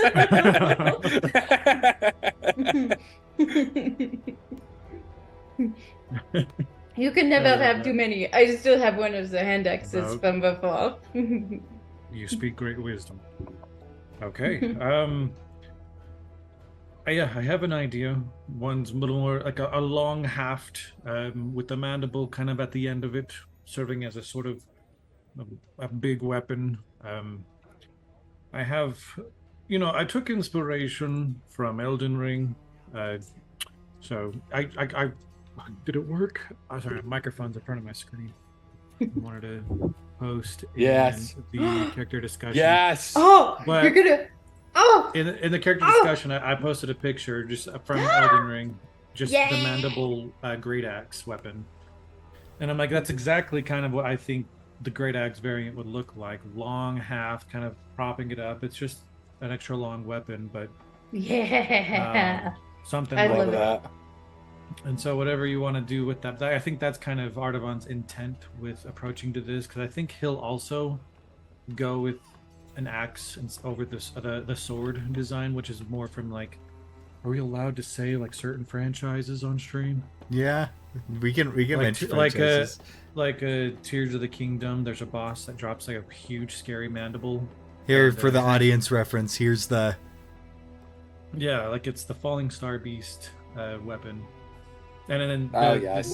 using it in Tears of the Kingdom, you can make infinite amount of weapons, but there's a style on there too. But yeah, I think we're gonna go with something like this.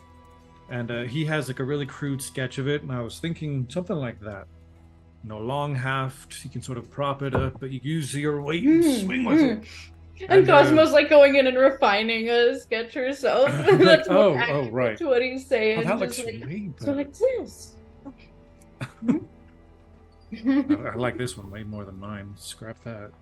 Oh no, Mine had no, yours weird is stuff on amazing. I just expanded on what you are. I'm a little insecure of my stick figures of us.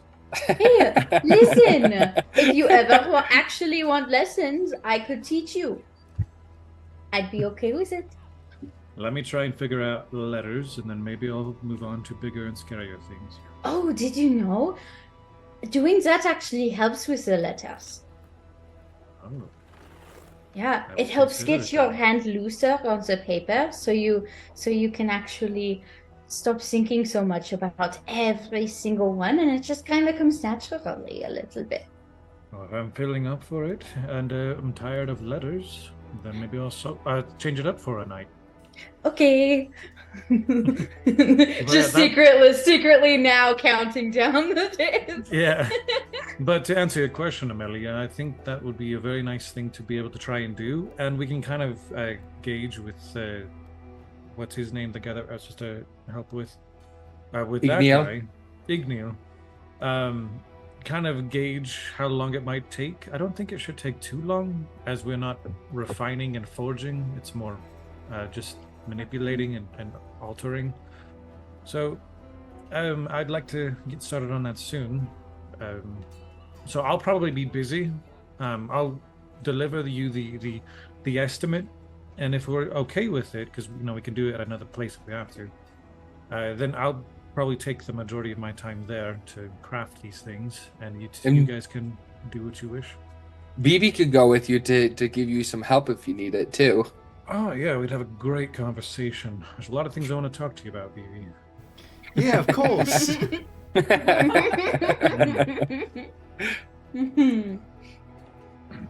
yeah, he's like really kind of fidgety and itching to doing this.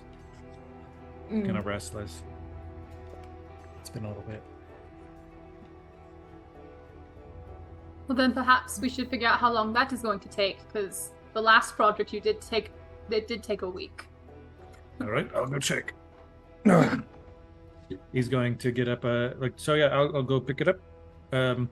Maybe we should go check on the skull and how that's all going. Maybe you guys can set up where you want it mounted if we can get that going and whatever else. There's a lot of random things, nothing really that important, but I mean, kind of fun. Maybe we could present it to the council of this place and say, for you, a gift, thank you for your generosity and kindness, and maybe that'll work. I don't think they'll like it. I like it. I like this plan. It is impolite to accept a gift, especially one of high esteem. So, but these people are very different. They don't follow the same rules I'm accustomed to. No, they'll probably turn it down flat. Then we will give it to Malik. Well, he's the one who has the idea. So, I think he would That's probably be. a better idea. And then we can tell him to say that it was a gift from us to the council. Yeah. I mean, the council was, according to Malik, they were all great hunters once. I think they can appreciate a good kill and a good mounting. So hopefully that'll kind of bring that out of them a little. But yeah, bring it to Malik. It would also be a really good symbol because this creature did kill some of their men. So it might have frightened a few of them. So the idea that it is no longer out there and that something was capable enough to defeat it might increase morale. Or it might be a subject of intense trauma for those two guys, so every time they look at it, they'll be stricken with incredible fear. And it will look really cool. Yeah! I do wish to go and speak to those two at some point today. Definitely not with the head. I think it'd be good if one or two of us went, so as not to overwhelm them in their recovery. I could go with you. I would appreciate it.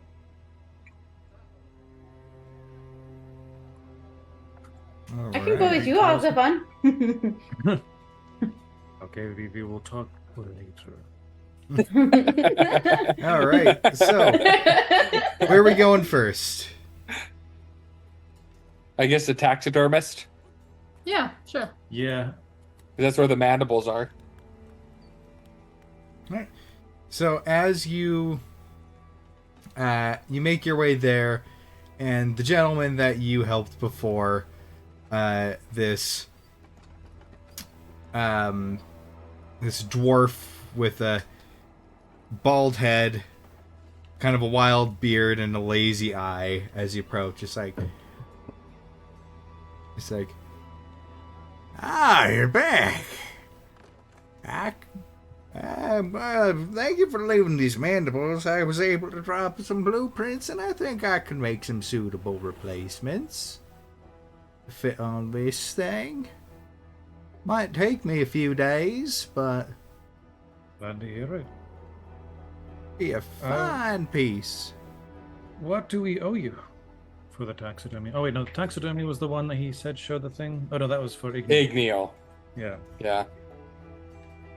Oh, he'd for things like this, the Elder Council pays me.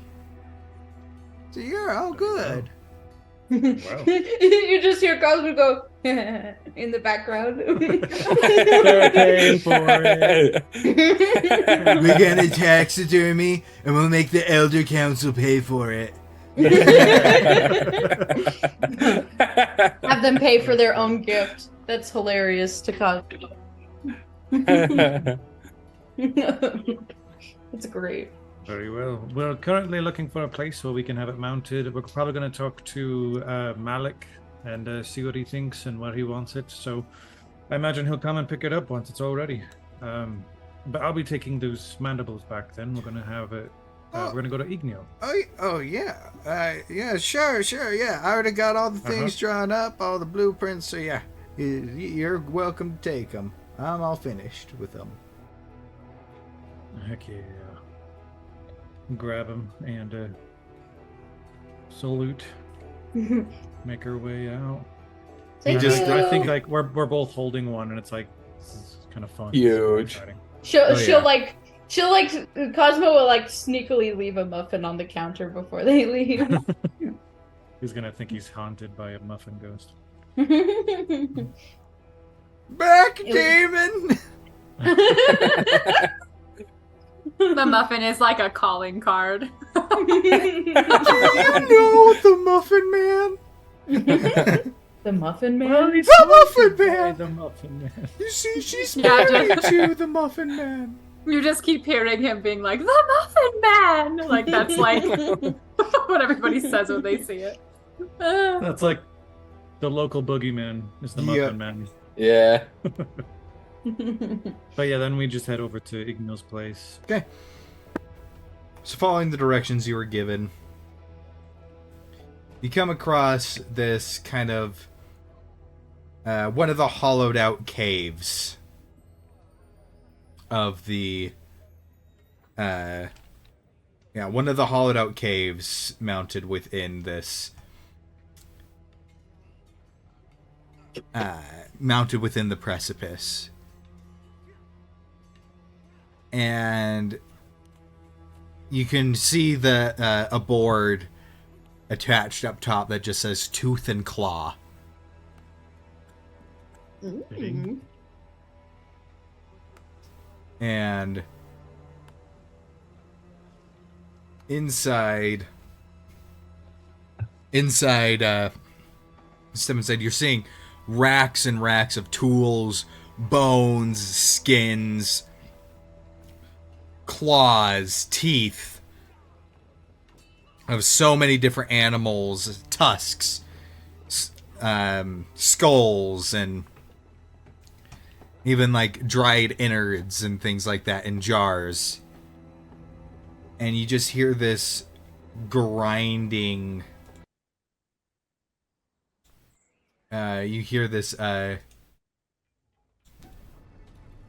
this grinding noise, the sound of gears and mechanics and the hissing of pipes.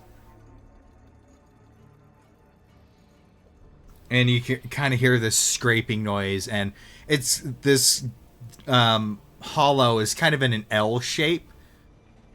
So as you round that corner, you see this large, muscular human, kind of dark caramel colored skin, wearing this this trench coat of like red scales, wearing this set of thick goggles. As you see, he is grinding something down on a mechanical grinder. He's got this huge thing, a huge mane of black hair that goes back and kind of braided down the sides with a thick black beard to go along with it. And you see what he's working on seems to be a short sword. Is anybody proficient in nature? No. Not yet. I could do a persuasion check though for Okay. you. So you I don't don't know if Vivi is. I don't believe he is. I'm pretty good at it, but I don't think not you and I are proficient. there. Oh. Though. Vivi Oh, is that's right. proficient. Oh. Yeah, Vivi's with them. Yeah. All right, Vivi got an 18. So Ooh. Vivi would probably recognize and fill you in that the short sword is being made from the hollow fang of a giant snake. Ooh, I like As he's that. grinding it down to not only accommodate the sharp point, but to give it an actual cutting edge. As he's kind of grinding that down, he looks up. Can I help you? Hello. Yes. I believe you can. We were sent by Malik.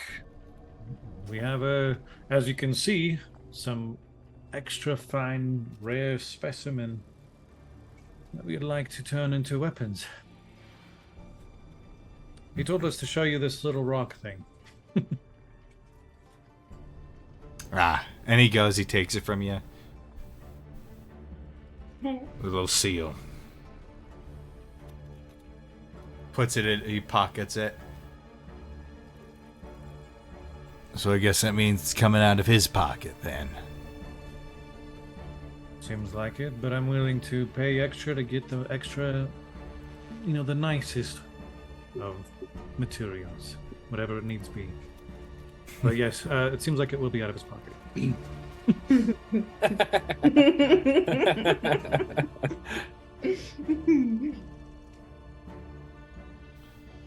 And he's like, all right. Put them on the table right there. Kind of clunking him down, start getting out the drawing. You can see the stick figures are like scratched, but like everything else is as Cosmo had and him, Artavan kind of drawn. This is kind of what I was thinking. Some sort of great axe or great, weapon of some sort. But would you have any sort of ideas on what we could do, as you are sort of adept at this? He kind of goes, puts his ear to it. Is the creature venomous? Yeah. Yeah, incredibly so. Acidic or venomous, something. Both. It's gonna need some sort of... because the venom sacs in there are still intact. We could probably do something with that, but will require some arcane activation to keep them from drying up, given the fact that the creature's dead.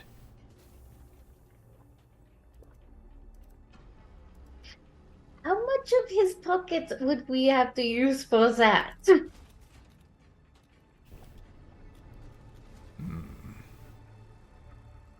You're probably looking at over 1,000 gold each.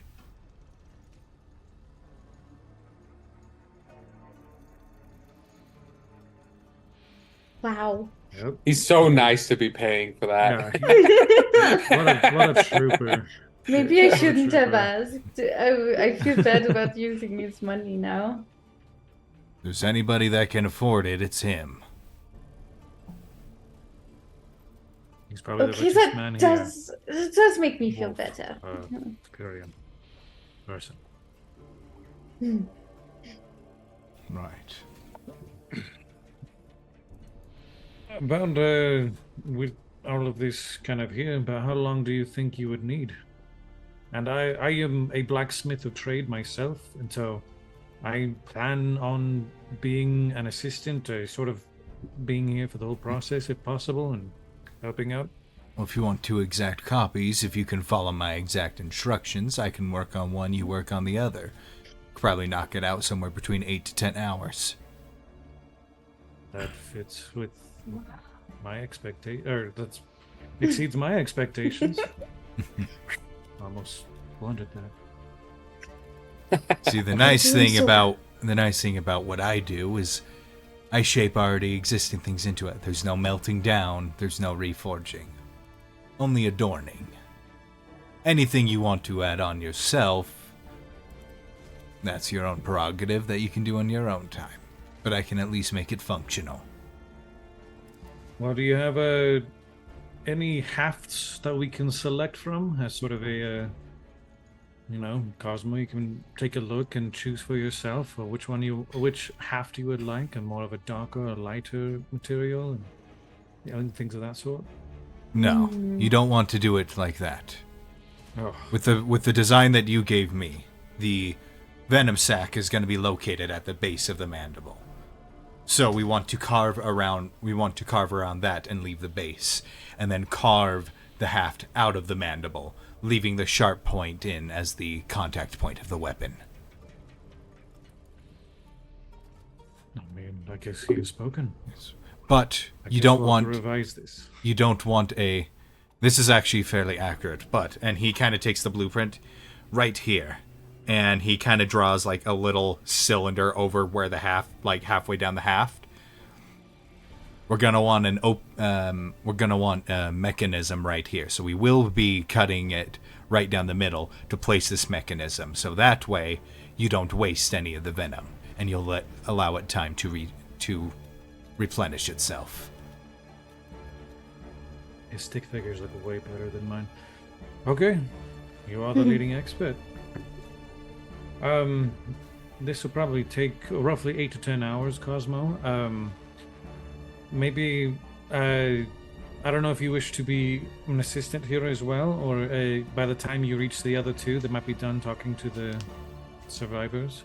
We do need you or Vivi to perhaps tell them about how long we're going to take. So what would you like to do? I mean, I can. I just do have one question. Would putting some nice carved designs in the top mess with the structural integrity? Carved designs? As long as they don't go too deep, but with how thick these are, you could probably get away with maybe 1/2 to 3/4 inch deep carvings. Oh, okay. These are, she'll quickly start scribbling on her drawing. These are very. Your contribution. Yeah. These are very thick, sturdy pieces. It's Wayne level. She's a bit of an artist. I think we found out what she's gonna be doing. We have a scale. This is what it's gonna be. So what she's going to end up drawing is like a depiction of a centipede curling around. Oh, cool. Tattoo wrapping around. And like a meteor coming down at it, or it's like curling around the meteor kind of, and it's just like this cool design and stuff. And she once she's done, she kind of like smacks her pencil down, just like very slowly slides it towards him, like, can you do this, please? Well, I'm working on mine. You should come up with ideas too. I want one on mine too. Okay. Is So, it while we're something working.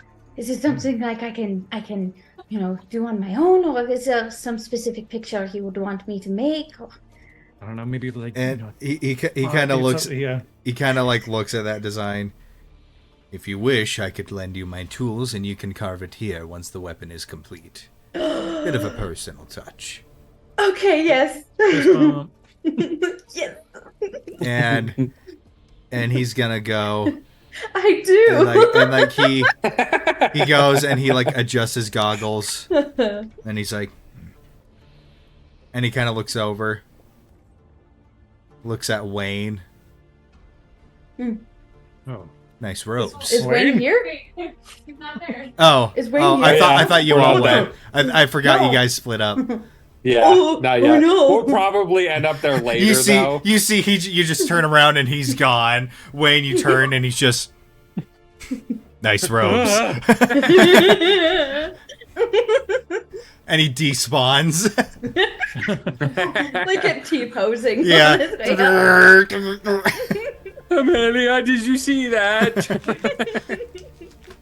Nope. You were seeing things again. It's okay. Now, what material do you want for your opening and closing mechanism? I have a brass color, nickel color, or a rose gold color. I like to have options when it comes to my mechanical materials. Oh, for sure. I love that. Oh, I'd like a brass. Brass? I'll do Alright. nickel. I think I like the dark gray and the light grays. Gray. Yeah. Yeah, it fits your motif very well. All right, let's get started on this. Yes, and you know that Imagine, these like- are good parts because they come from Black Steel Mechanics, which you know Black Steel Mechanics as the company owned by one Akora who made the train. Ooh. That's pretty good. And then I think like when they start getting their work going, like Cosmo will be like a bunch of different sketches of like maybe like something fiery or like like a shattering, like lightning or like cracking of ground and kind of like different sketches, and we're kind of like brainstorming together a little bit as we're going. But Yeah. while we're doing this, Vivi, would you mind go and informing the other two about our ETA or estimated time of finish ETF? Oh yeah, of course, yeah. I'll go track him down right away. Do whatever you want. I mean, God's in control. I mean, yeah, I can help you with some magic if you need, but yeah, I'll go find the others real quick. Be back in a jiff. And so Vivi sets out, and doesn't take him that long to find you. As you, Amelia and Wayne, as you're kind of going, you're walking around and kind of in the.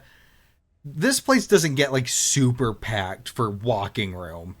It's spread out enough that walking is pretty comfortable, but kind of looking out in the crowd, you see just a set of hands holding up, and you see Princess perched up. And Princess goes, locks eyes, points at you, and then you see Vivi's hands turn and start going towards you. Start going towards you. It's just like, oh, there you are. It's gonna be about 10 hours. So we do have some time. Oh, plenty of time. You know, the guy seems pretty neat. He's he's doing one mandible while Ardavon's following his instructions to do the other. Very good. I'm sure it'll turn out splendidly.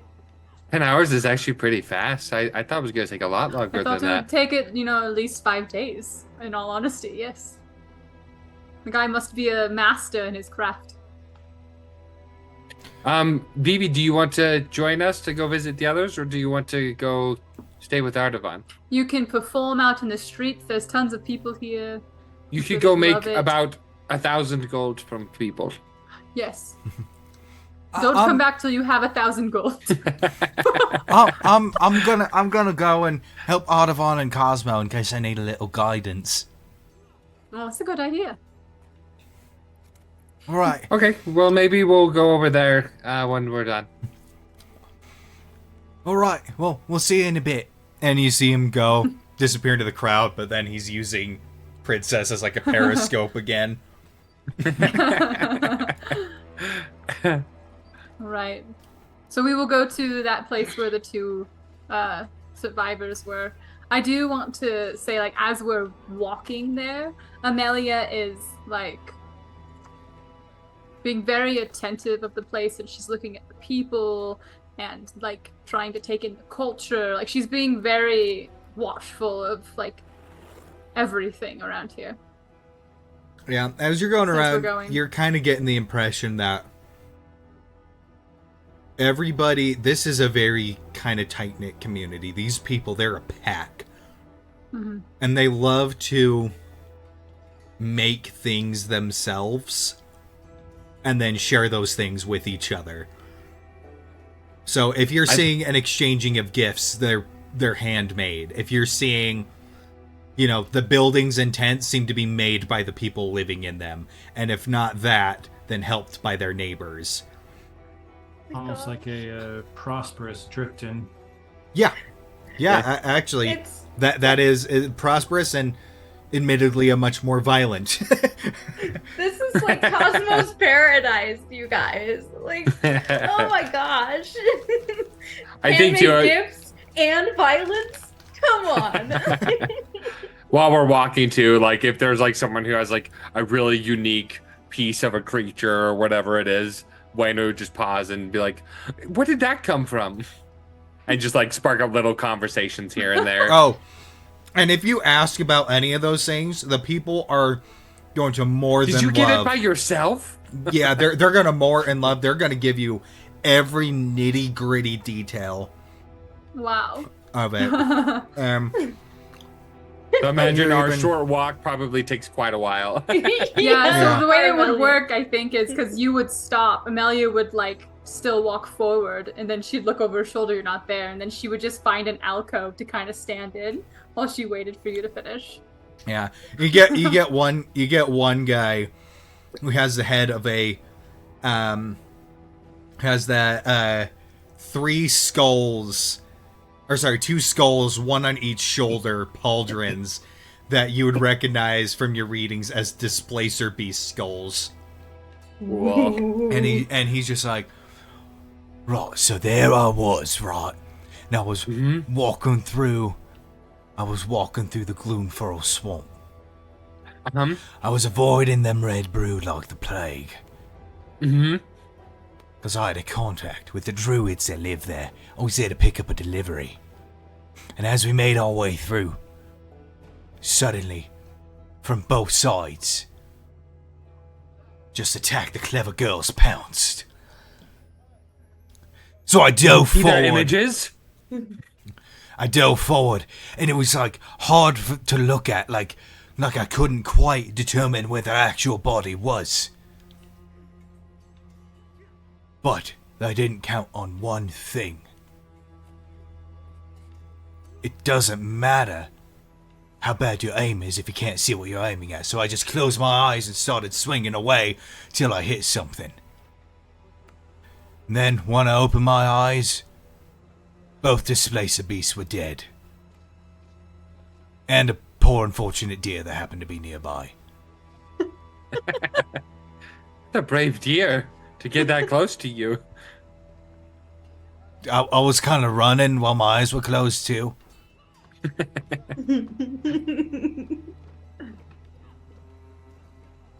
So neat. Oh, can I touch them? Oh yeah. You got grooves right here. So yeah, everybody's super enthusiastic when you answer, when you ask them about it. Yeah, so just all similar in that vein. Just like every like 40 feet. Ooh, what's that? Yup.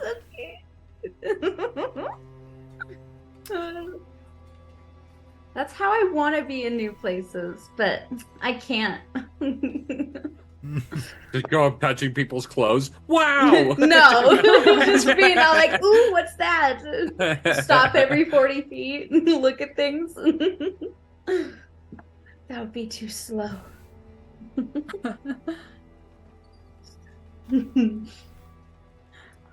Yeah, so a lot of that. And then we just make our way towards, was it in the main hall that they were at? Or were they in like a side thing or? It was in the main hall where they were, Okay. where they were being kept.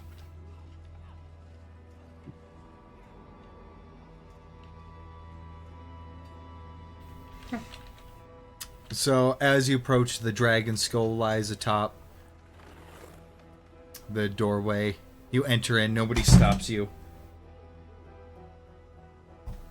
We will, yeah, so Amelia with Wade in tow, or maybe, I don't know, the other way around. Are these two men awake, or are they like still resting, or are they up eating? They are, by this point in the morning, they,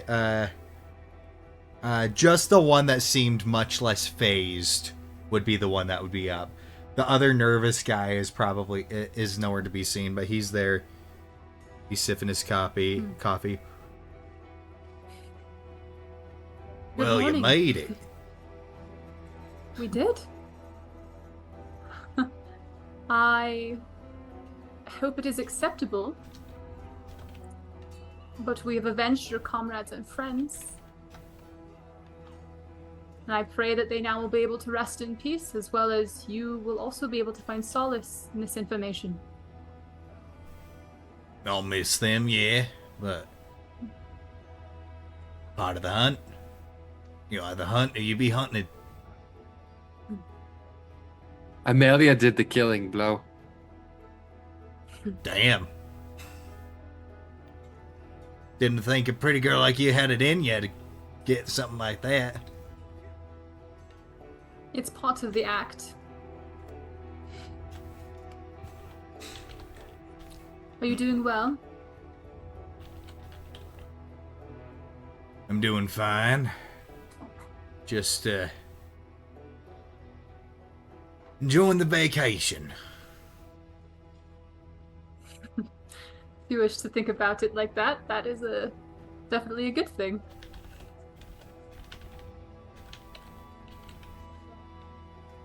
Yeah, it's been nice. Bunk's been pretty quiet, sadly, but I'm sure they're in someone's hunting grounds in the great beyond, and having better luck this time around. If you would like, I wanted to offer telling you the details of the fight that we had so you could have an image of what happened. And I have drawings. And Wayne is a great storyteller.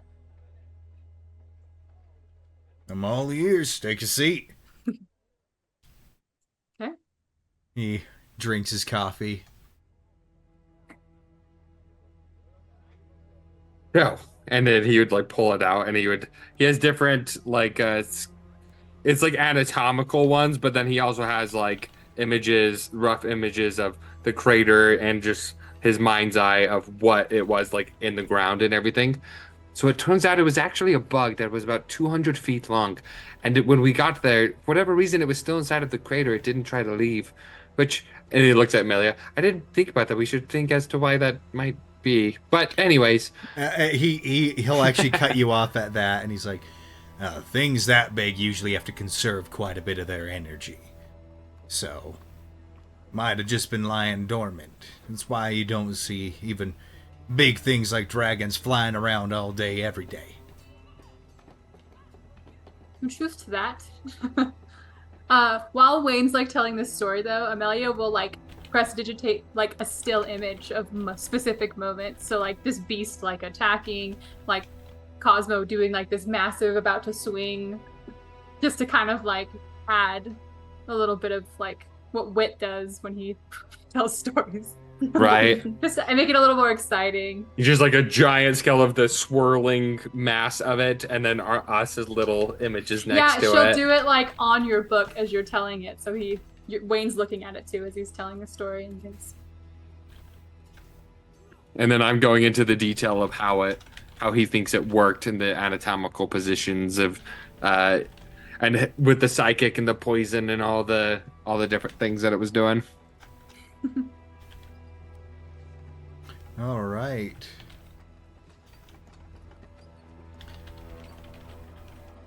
But then at the very end, Amelia, she has some special abilities, and she was able to end it.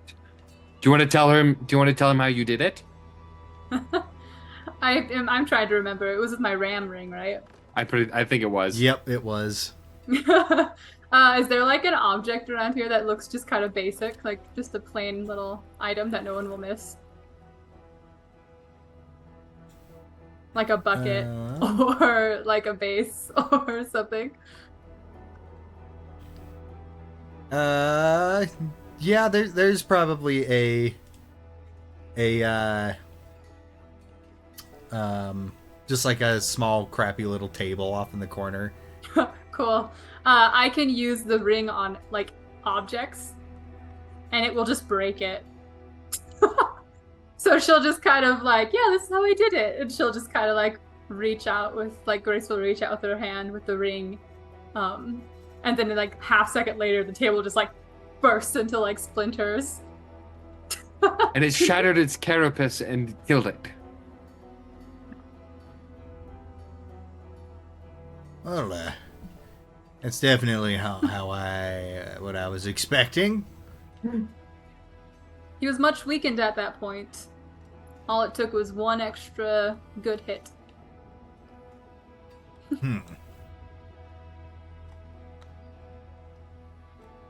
Well, He was definitely a challenging fight. We were very lucky in our attacks against him. I'm sure if you had the right luck as we had, you would have just been just as capable. yeah, well, glad to hear that thing is rotting in its own crater. Well, certainly is. It also tastes delicious. Is that so? Mm-hmm. Yes, we have a little bit to spare. I made sure to save some so that you could try it. Absolutely. There you are. Save like a couple pieces for your friend when he wakes up. We'll Make see. sure to tell him the story. If anything, tell him what happened, if he wishes to know. If it will provide some sort of closure for him. It's currently being made into a trophy right now. Its head, at least.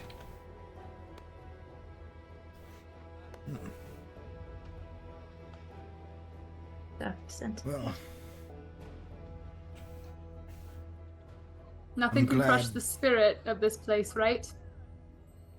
you'd have to try damn hard too.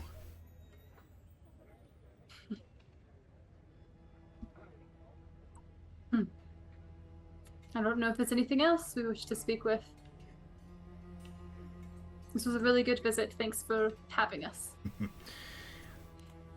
Well, you ever make your way back here again, I'll buy y'all a drink. I like the dark-colored ones. So do You I. like the mixed ones. Yes, but the mixed dark-colored ones. They have stronger flavor, and I like that. Amelia will stand up and do like a little curtsy and be like, till next time then. Let us go, Wayne. I'll be counting the days, beautiful. Thanks. Yes, Wayne. As we're leaving, Wayne, you are incredibly lovely. I'm glad you know it. Thank you. That's what Grandma says. Just a flashback of, oh, my handsome boy. Just like pinching his I know. cheeks. This like massive grin, like Yeah, yeah, exactly. Just leaning over on purpose, just like. I am handsome, aren't I? Wearing one of those itchy sweaters. You know? it's like a turtleneck. Well, Wayne, I don't know if you had anything else you want to do, but I don't have another any idea of money. Something. Oh, well, what I have isn't going to take money. In fact, it will, if it exists in this sort of a place. I'm not sure. Okay. It'll be more volunteering. It'll help you feel your heart feel full. I love that idea. Ha. Is there like a soup kitchen or like a food bank or an equivalent in this place? Surprisingly, no. That's what I was thinking. They're too everybody's- close-knit, helping they're each so other. Too awesome here. Is there anything that we could do that would be able to be of assistance to people? I would say if you looked around far enough, like, not so much like a centralized thing, but maybe you can find some elderly people that might need help making their food and I just want to kind of join in on Just like the that. culture of this place and sort of have like I want to tell people what my name is and have them realize that I'm the daughter of a legend of this place. So I think if they know, she's not gonna like boast about it, but she wants to try and make a name similar to like her papa did here, but in a more kind way. I'm not sure if he did, but I would say you're going, if you go to some of the longer lived races, you would any elves or anything that would be old enough, you would hear stories and find out that this was before you were born. yeah. This was before you were born. These are people that still remember the Mountain Breaker. Wow.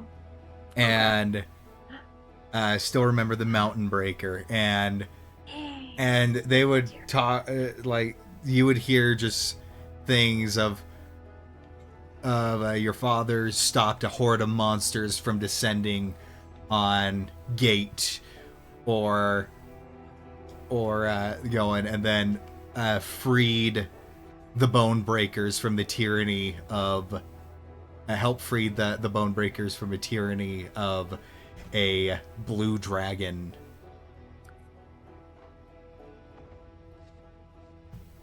Oh, yeah, she'll And be excited about all these stories. and like things that Oh, Wayne never is hear, eating but- it up. but it's like the details are very vague, and it's like I remember when he was here, he did that, and they set off, and then they came back with the thing's head, and so it's like a lot of the finer details are missing.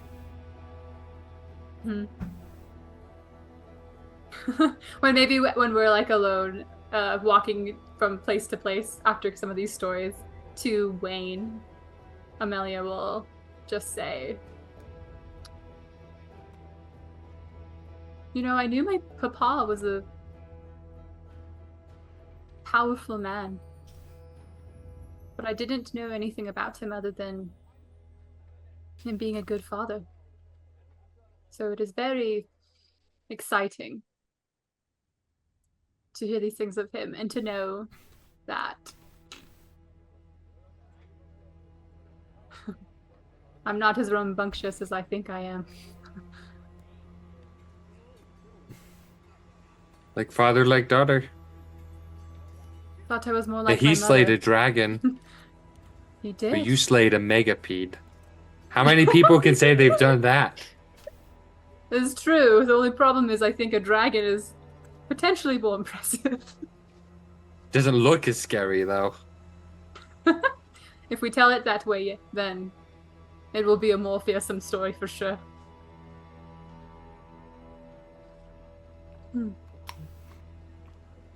One of these nights, if you would tell him that I know his secret, I would appreciate it. I could do that. I could do it right now if you want me to. If you would like to. Maybe we'll hear more stories though, and then I'm not sure. I also don't know what we're doing. I don't wish to impose on you until we know for sure that you won't be needing any of your magic. Okay, well we can think about it. I don't think it's time sensitive right now. But I could do it right now if you want me to. Very well, let's do it right now. All right. How do you want me to word it? Papa, I'm hearing some very interesting things about you, and I wish you told me about them growing up.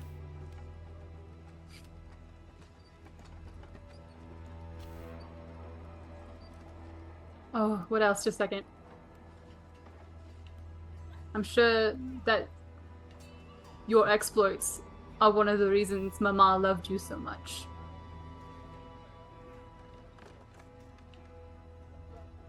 I'll repeat it exactly as is. I don't want to accidentally mess it up from Andrew. And you'd hear back, "Oh dear.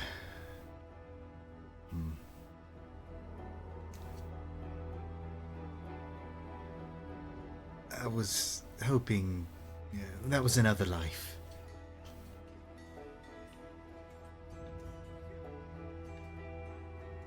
I was hoping She wouldn't take after me.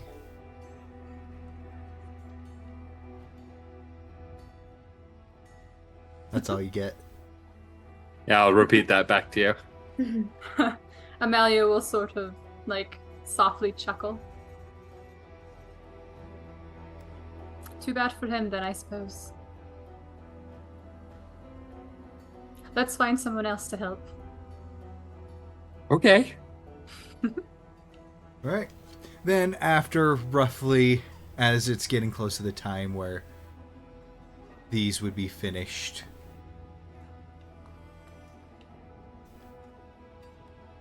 Artavan and Cosmo, is there anything you are adding on to your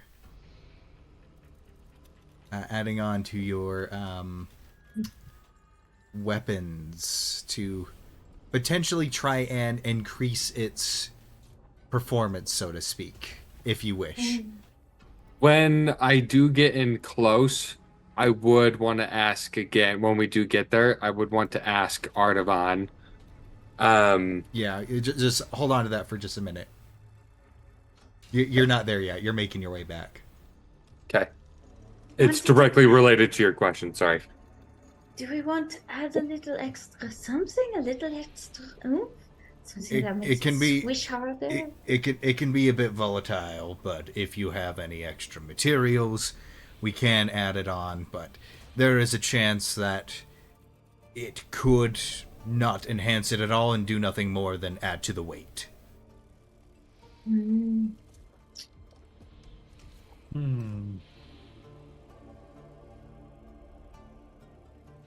I don't know if we have anything.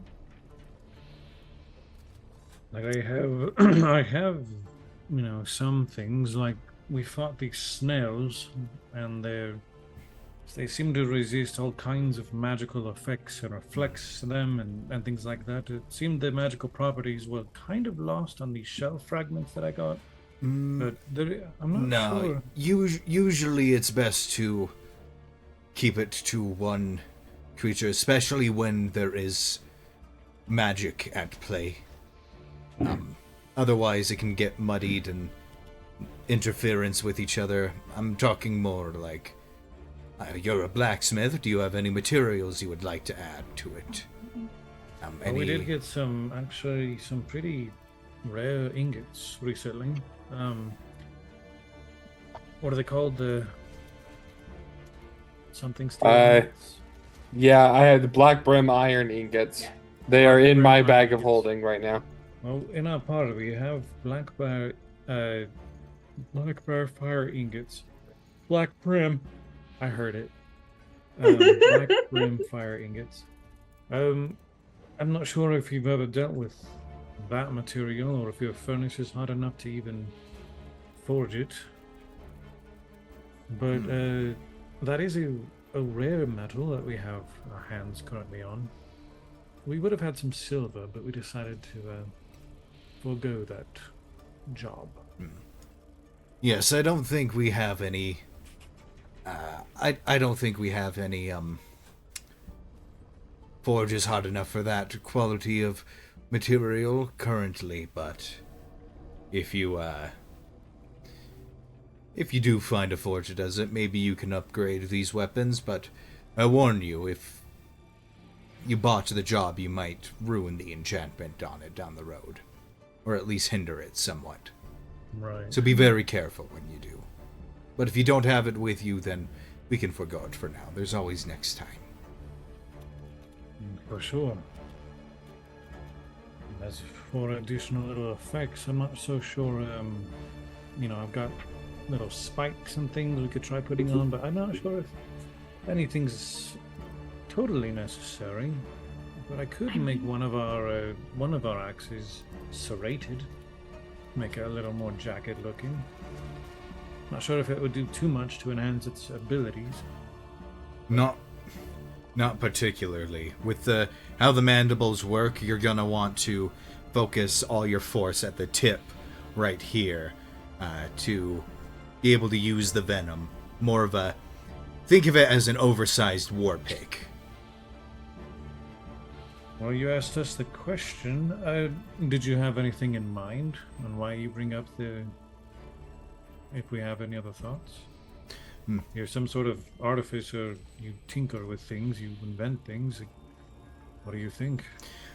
Lining it with silver is usually a pretty standard practice, even with magical weapons. Even with magical weapons able to overcome certain resistances, sometimes having that extra silver can give you that extra little oomph when facing certain monsters, certain creatures.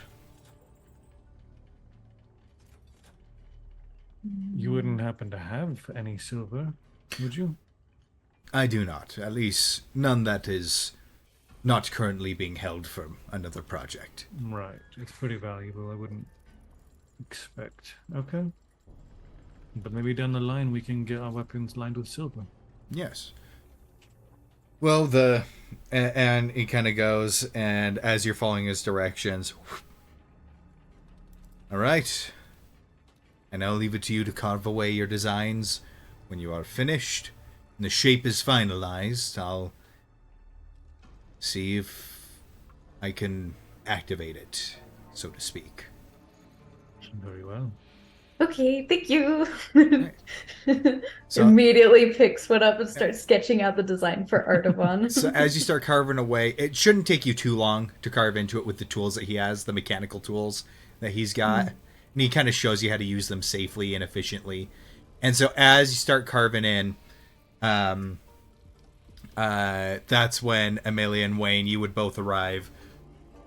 And so what you guys would see are these long halves of the dark colored, almost like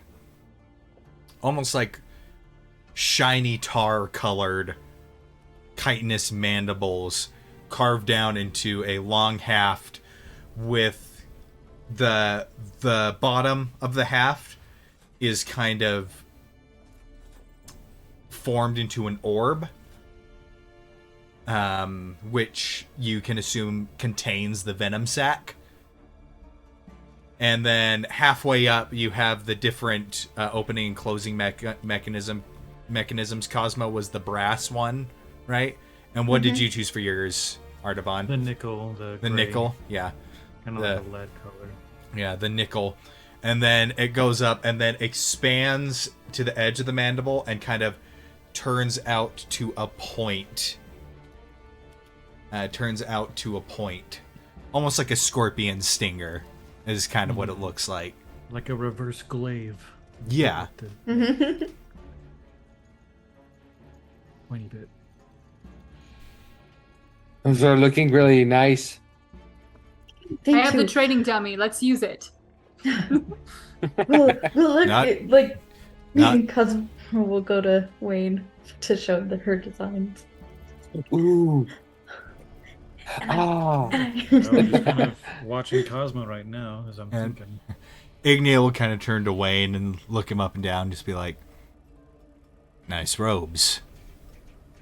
Thank you. Benjamin made them for me. I have no idea who the hell that is. He's a leather worker. I assumed so.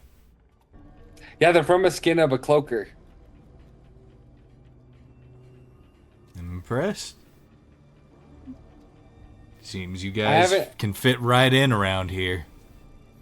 I like it here very much. I like it a lot. This is a really nice place to, like, live. I like your cloak too. What's that made of? Hmm? The red cloak. Something you can find up in northern Rascalia, kind of near the north of Sanctuary. Imagine like a giant man-eating armadillo type thing. Distant cousin of the alabaster spine shells, but We've killed a couple of those. these ones are smaller but a bit meaner. Don't have spikes, but they do And got... they're red.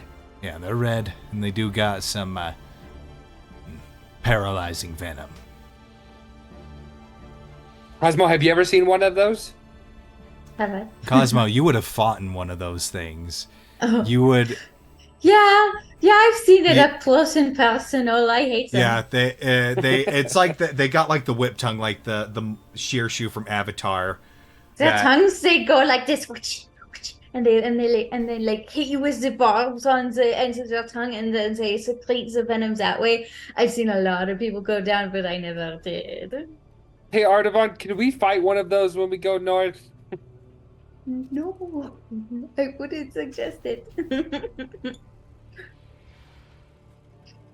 I think he's dead. Artavon is Oh no, just- Nikki's dead too. Oh, I was like, huh, I bet they're doing a bit. No, they're frozen. I thought they were doing a They're bit. both dead. I thought they were doing a bit.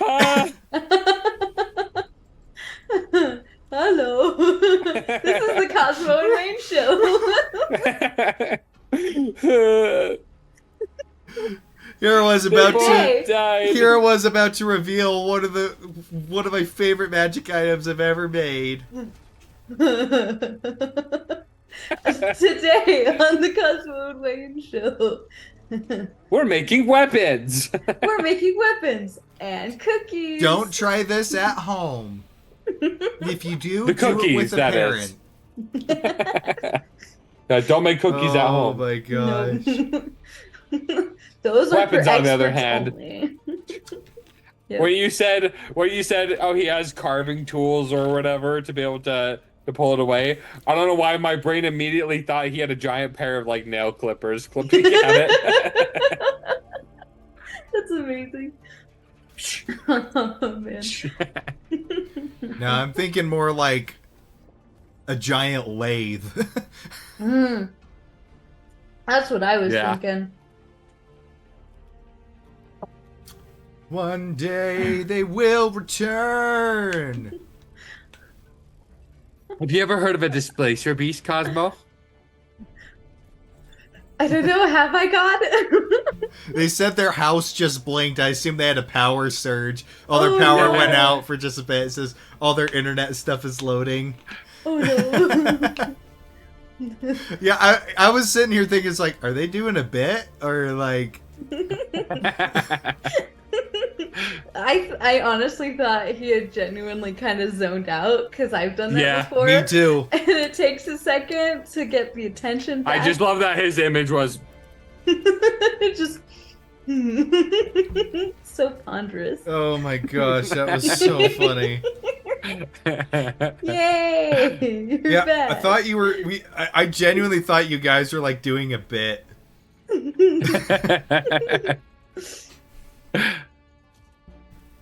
That was so That was awesome. funny. Can't do anything. We can hear Oh, you darn. though. We can hear you. We say when she can't hear. I know, right? I think I can hear you now. Can you guys Hello? You can hear me? You think you can hear us? What does that mean? Oh, she's disgusted by my voice. Can you hear me? Yeah, I think so. Well, while we're waiting, I just got a Steam notification that Baconham Lincoln is playing The Last Descendant or something like that. Thought you'd want to know. God bless you, Baconham Lincoln. Hello. Welcome back. Hi. Hi. What's up? That was great. We totally thought you were just doing a bit. I was like, Artemis, can we do this? And we just see you. We're like, no, I guess. Yeah, I think Nikki's having a hard time hearing us now. Yeah, their hearing isn't working yet. What did you hear, Sean, before disconnecting? He was talking to Wayne. And you heard him talk about the thing, and then Cosmo said she fought one of the armadillos. Yeah. And then I think There like you a go. circle appeared under Artavon and he just fell.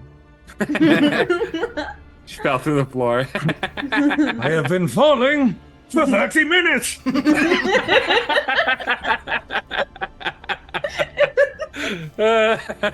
Yeah. Oh man. Yeah, I think I can hear you guys now. Hello. Okay, cool. Hi. Yay. My earbuds were like not working, so I had to like reset everything. Yeah, love our that. house literally just So- the whole thing is like phew, all black, and then whoop. Back up. That was awesome. Basically, I had turned to Artavan. We're in the middle of this conversation. He's working on it, and then Wayne's like, "Artavan, can we fight one of those when we go north?"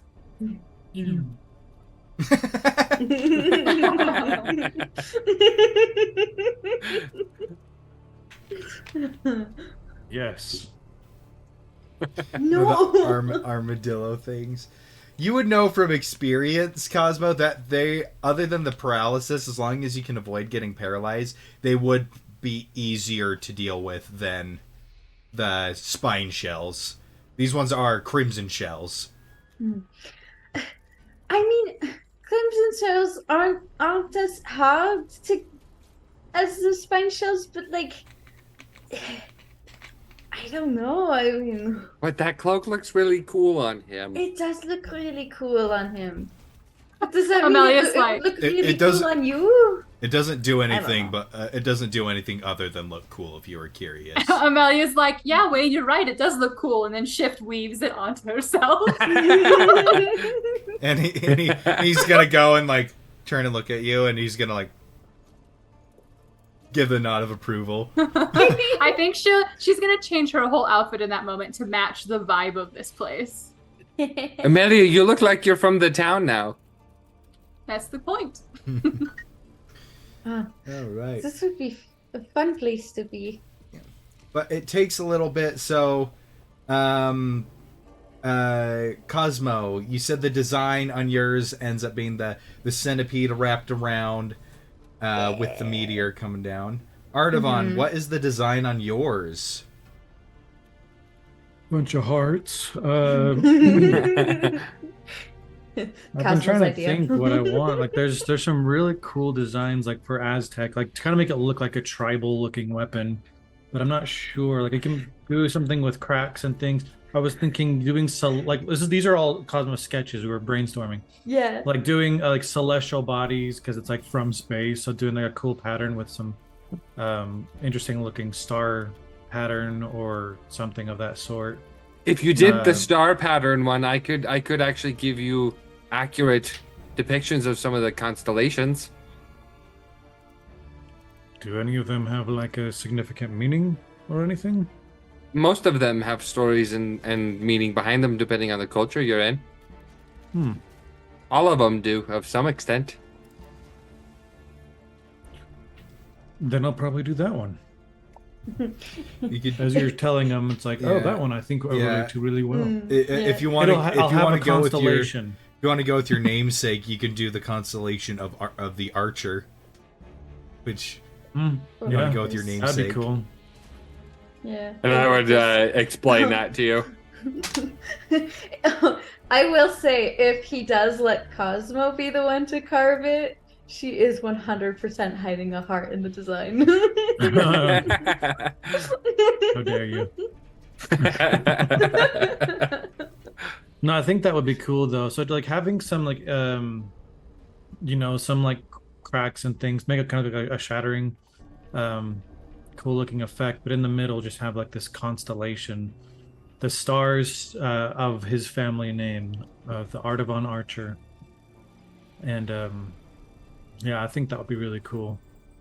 You could One of do his it. first unique You could weapons. do it like how you see the actual constellations in the real world, where you see the constellation and then they superimpose the image a little bit lightly next to it. So it's like obviously you can see the constellation, but then you can also see the image. Mhm. What if you make it so like at an angle you can see it, like you carve it in a certain way so you can only see it at a specific angle. Ooh. You see constellation yeah. no matter what, but then if you're on the receiving end, then you see You'll see the- stars.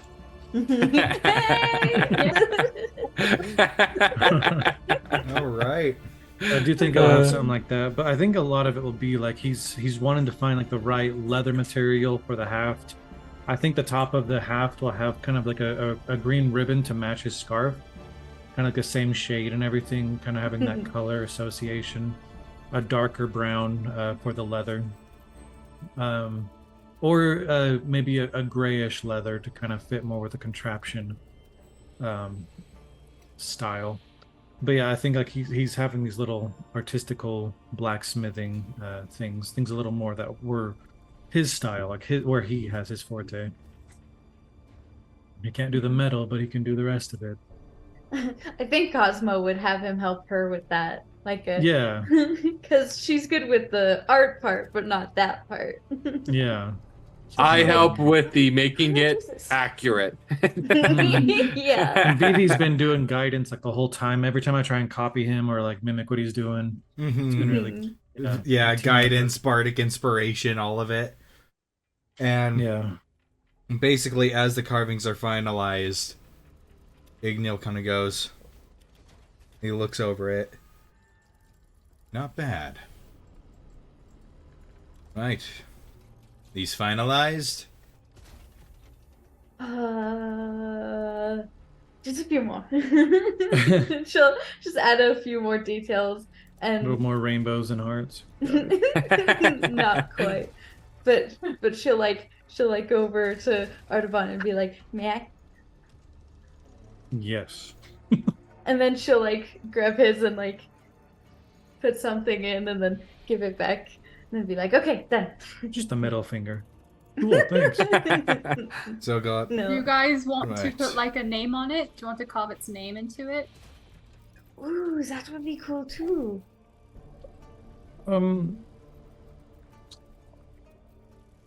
Could we purchase some of these carving kit that Cosmo's been using?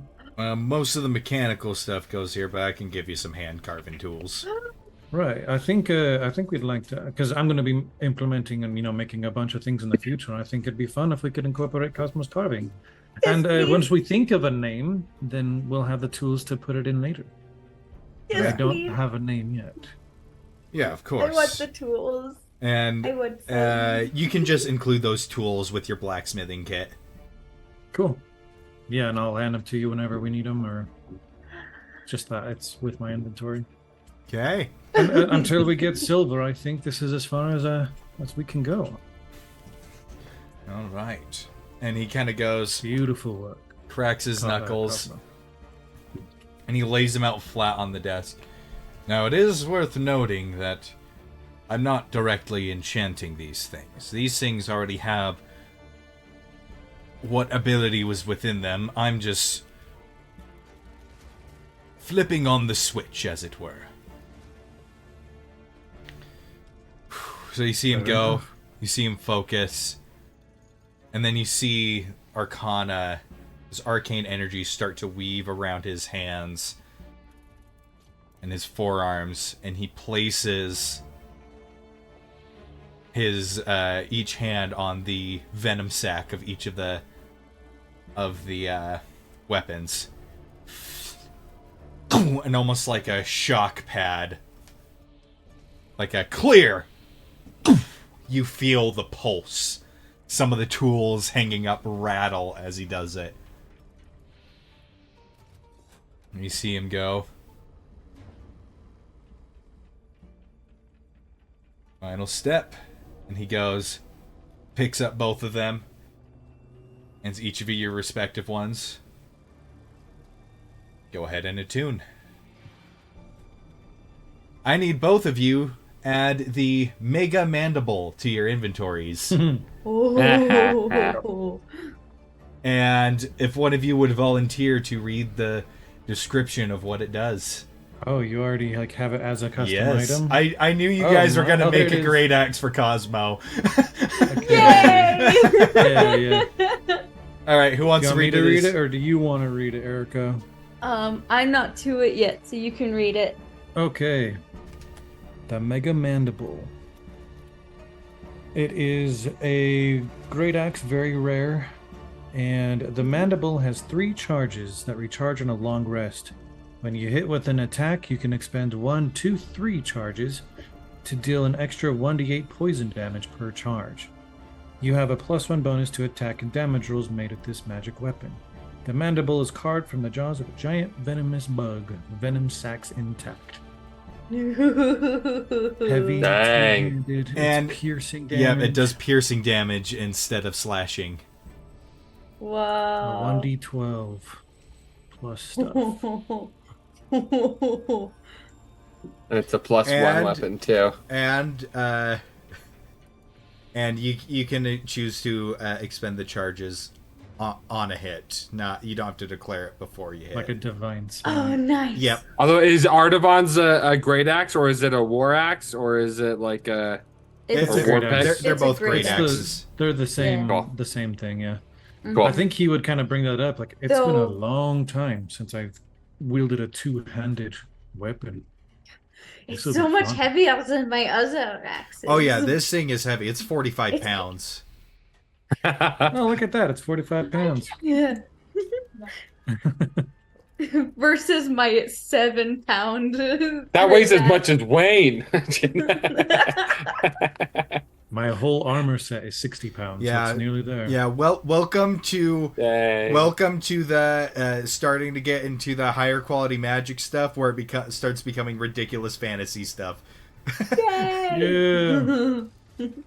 Magic. But yes, you are right. It works like a divine smite. On hit, you can expend your charges.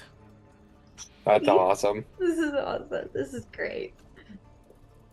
Yeah, you guys have only... Purple Artavan's item. only two-handed, I think, twice in the campaign. With his hammer, though. So he just, like, dropped his shield and two-handed. But Yeah. with an actual two-handed weapon, you haven't seen him fight with it yet. So this will be I think it could be really cool. It's a little more scary. It's less defensive. A little About more bigger hits. brutal. Yeah, and then it does require attunement. Oh yeah, this is Artavan's baby. He's like hugging it as we're like moving around. Ooh, maybe Cosmo might want to make like a custom strap on her back for it. Like she has 2 other Yeah. ones for her other axes, and now she has another one. She's like, oh, the axes.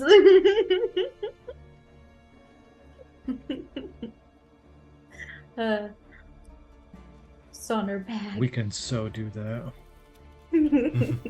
Yeah, it'd be pretty easy. Materials are really cheap, and all you have to do is tie stuff to it. Yeah. Like she'd be like, oh, I need to do that, you know. Well, I Have to do appreciate it. all the what you've done for us, Ignil, and for showing me how to do it. Oh, no need to thank me. I'm getting paid. That's true. Never I'm mind. sending the Screw- bill. You can still be thanked even if you're getting paid. Then I take back my thanks. I should have expected nothing less. He chuckles. He's just like, nah, you brought me some fine materials. I was excited to work on them. Hope they serve Yeah. you well. Oh, I hope so too. It's gonna be really fun to use. Then we wish you well, Ignil. And you. And And like giddy schoolgirl, gonna turn around and head out.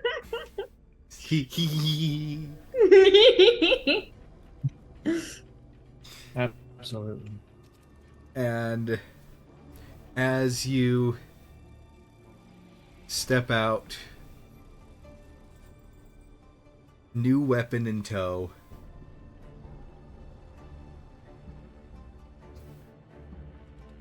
the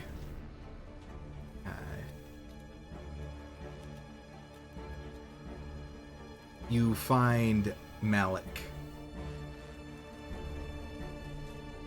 As Malik approaches, he comes up to you.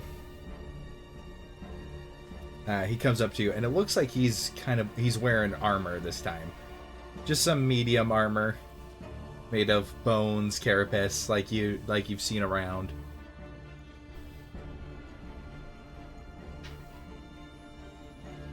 Well, we're about ready to head out. But I figured, come say goodbye. We're going to be taking the long way around so we don't cross into any touchy territory. Understandable. There is actually one more thing I wanted to ask you. What? We have an insignia of the what was that other warlord's name in Sherigor. Drifton?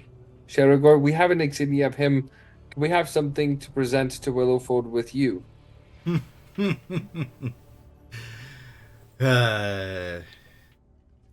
Jane and I don't exactly get along very well.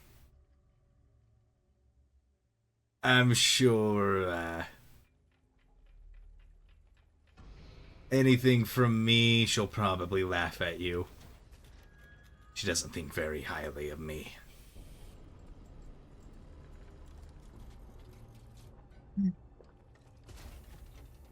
Okay. Outright hostility? Probably not, but it might. I just thought it might help, but if it doesn't help, then there's no point to do it. She likes Sherigor far more than she likes me. I think Ardavan would lean over to Amelia. Did you speak with Malik about where you wish to hang up the skull and things? Oh, yes.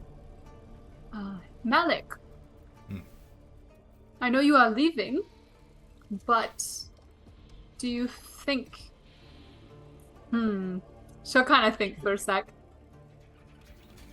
I know you weren't expecting any type of tribute, but we do have this wondrous skull here that we feel may look nice mounted next to that dragon's one.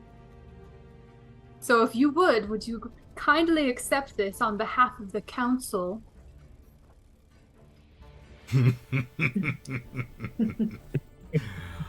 Oh, that's going to annoy the hells out of them. Absolutely.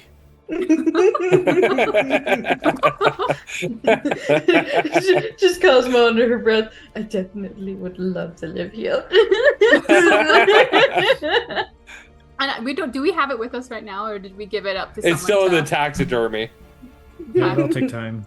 It'll take a couple days. Yeah, it's currently being worked on, but as soon as you're able to, or you have someone that can, it's all yours. Well,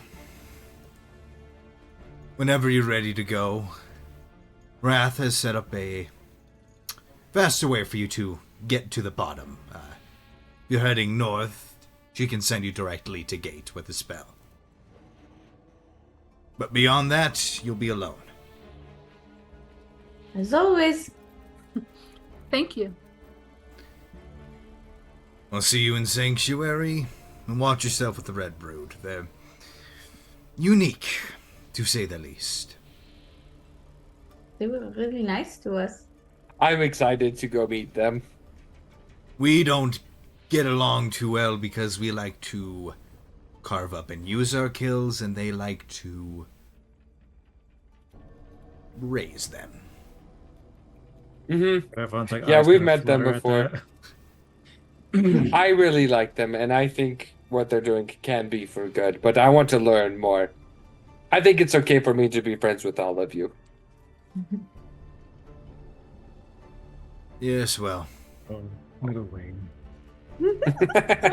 I doubt So that'll innocent stop and a bunch pure. of. I doubt that'll stop a bunch of fights from breaking out, but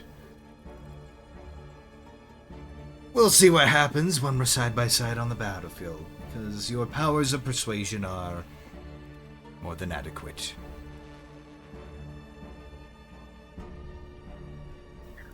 Well, it's been a pleasure, Malik. We hope to see you in Sanctuary well. Until then.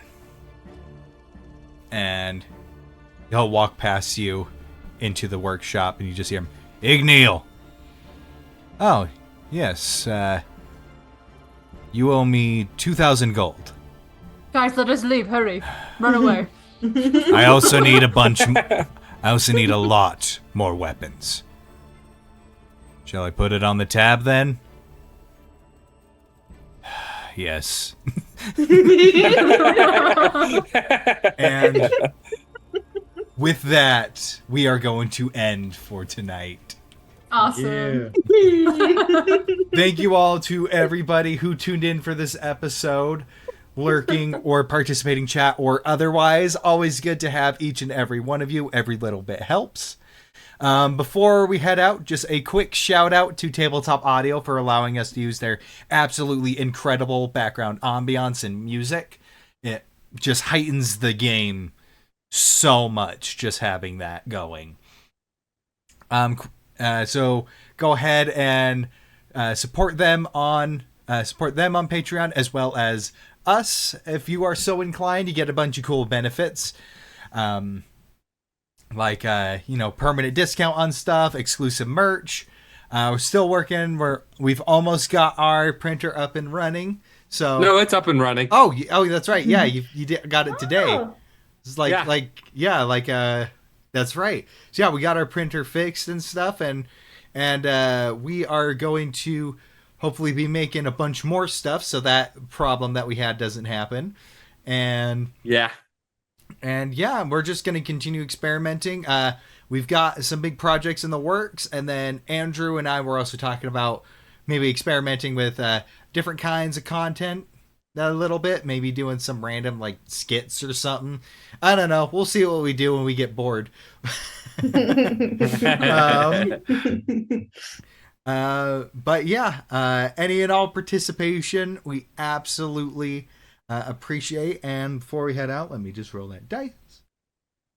All right. Artavon, can you thank our patron, please? Yeah, so this is basically like a glorified war pick. It's actually really cool. Here, I'll show you. Wait, what? Sorry, I'm getting a call. Oh, one sec, guys. D4 fan, thank you for your patronage and your time. I hope you enjoy my new fancy weapon thing as I do. And anyway, I gotta go. Thank you. So yeah, anyway, let's go over here. It's after the director. ascending stone. It's after the director yelled, "Cut!" Yeah, right after. Yeah. It's like, oh wait, sorry. All right, can we roll that scene back again? Let's try one more time. Okay. Okay. Got it. Line. Line. All right, but I don't really thank you all. connect with this character. She's too enthusiastic. You made her. That's not the point. It's fine. Give it 3 more days, and you can play Ghost again. There you go. Oh, I'm so sad. I can't be Mira for a little bit. And for 3 to 4 business months. Maybe if Mason's able to play in December, I can come in at the same time. I just right. I just like the idea of, oh yeah, we knew she was gonna do that, and then eventually you'll just be pooped out somewhere through a portal, some back alley. Yes. All right, but these are conversations for after we finish our episode. So with that, I wish you all a fantastic night. Once again, thank you to everybody. Thank you to our patron. And then also, just want to give from deep appreciation, just shout out to 2 people that have not missed an episode since I started watching. Vampy Unicorn and Rael Vastos. Your guys' continued support has been absolutely awesome. We love you both. All right. But thank you. And you all have a fantastic night. Good night.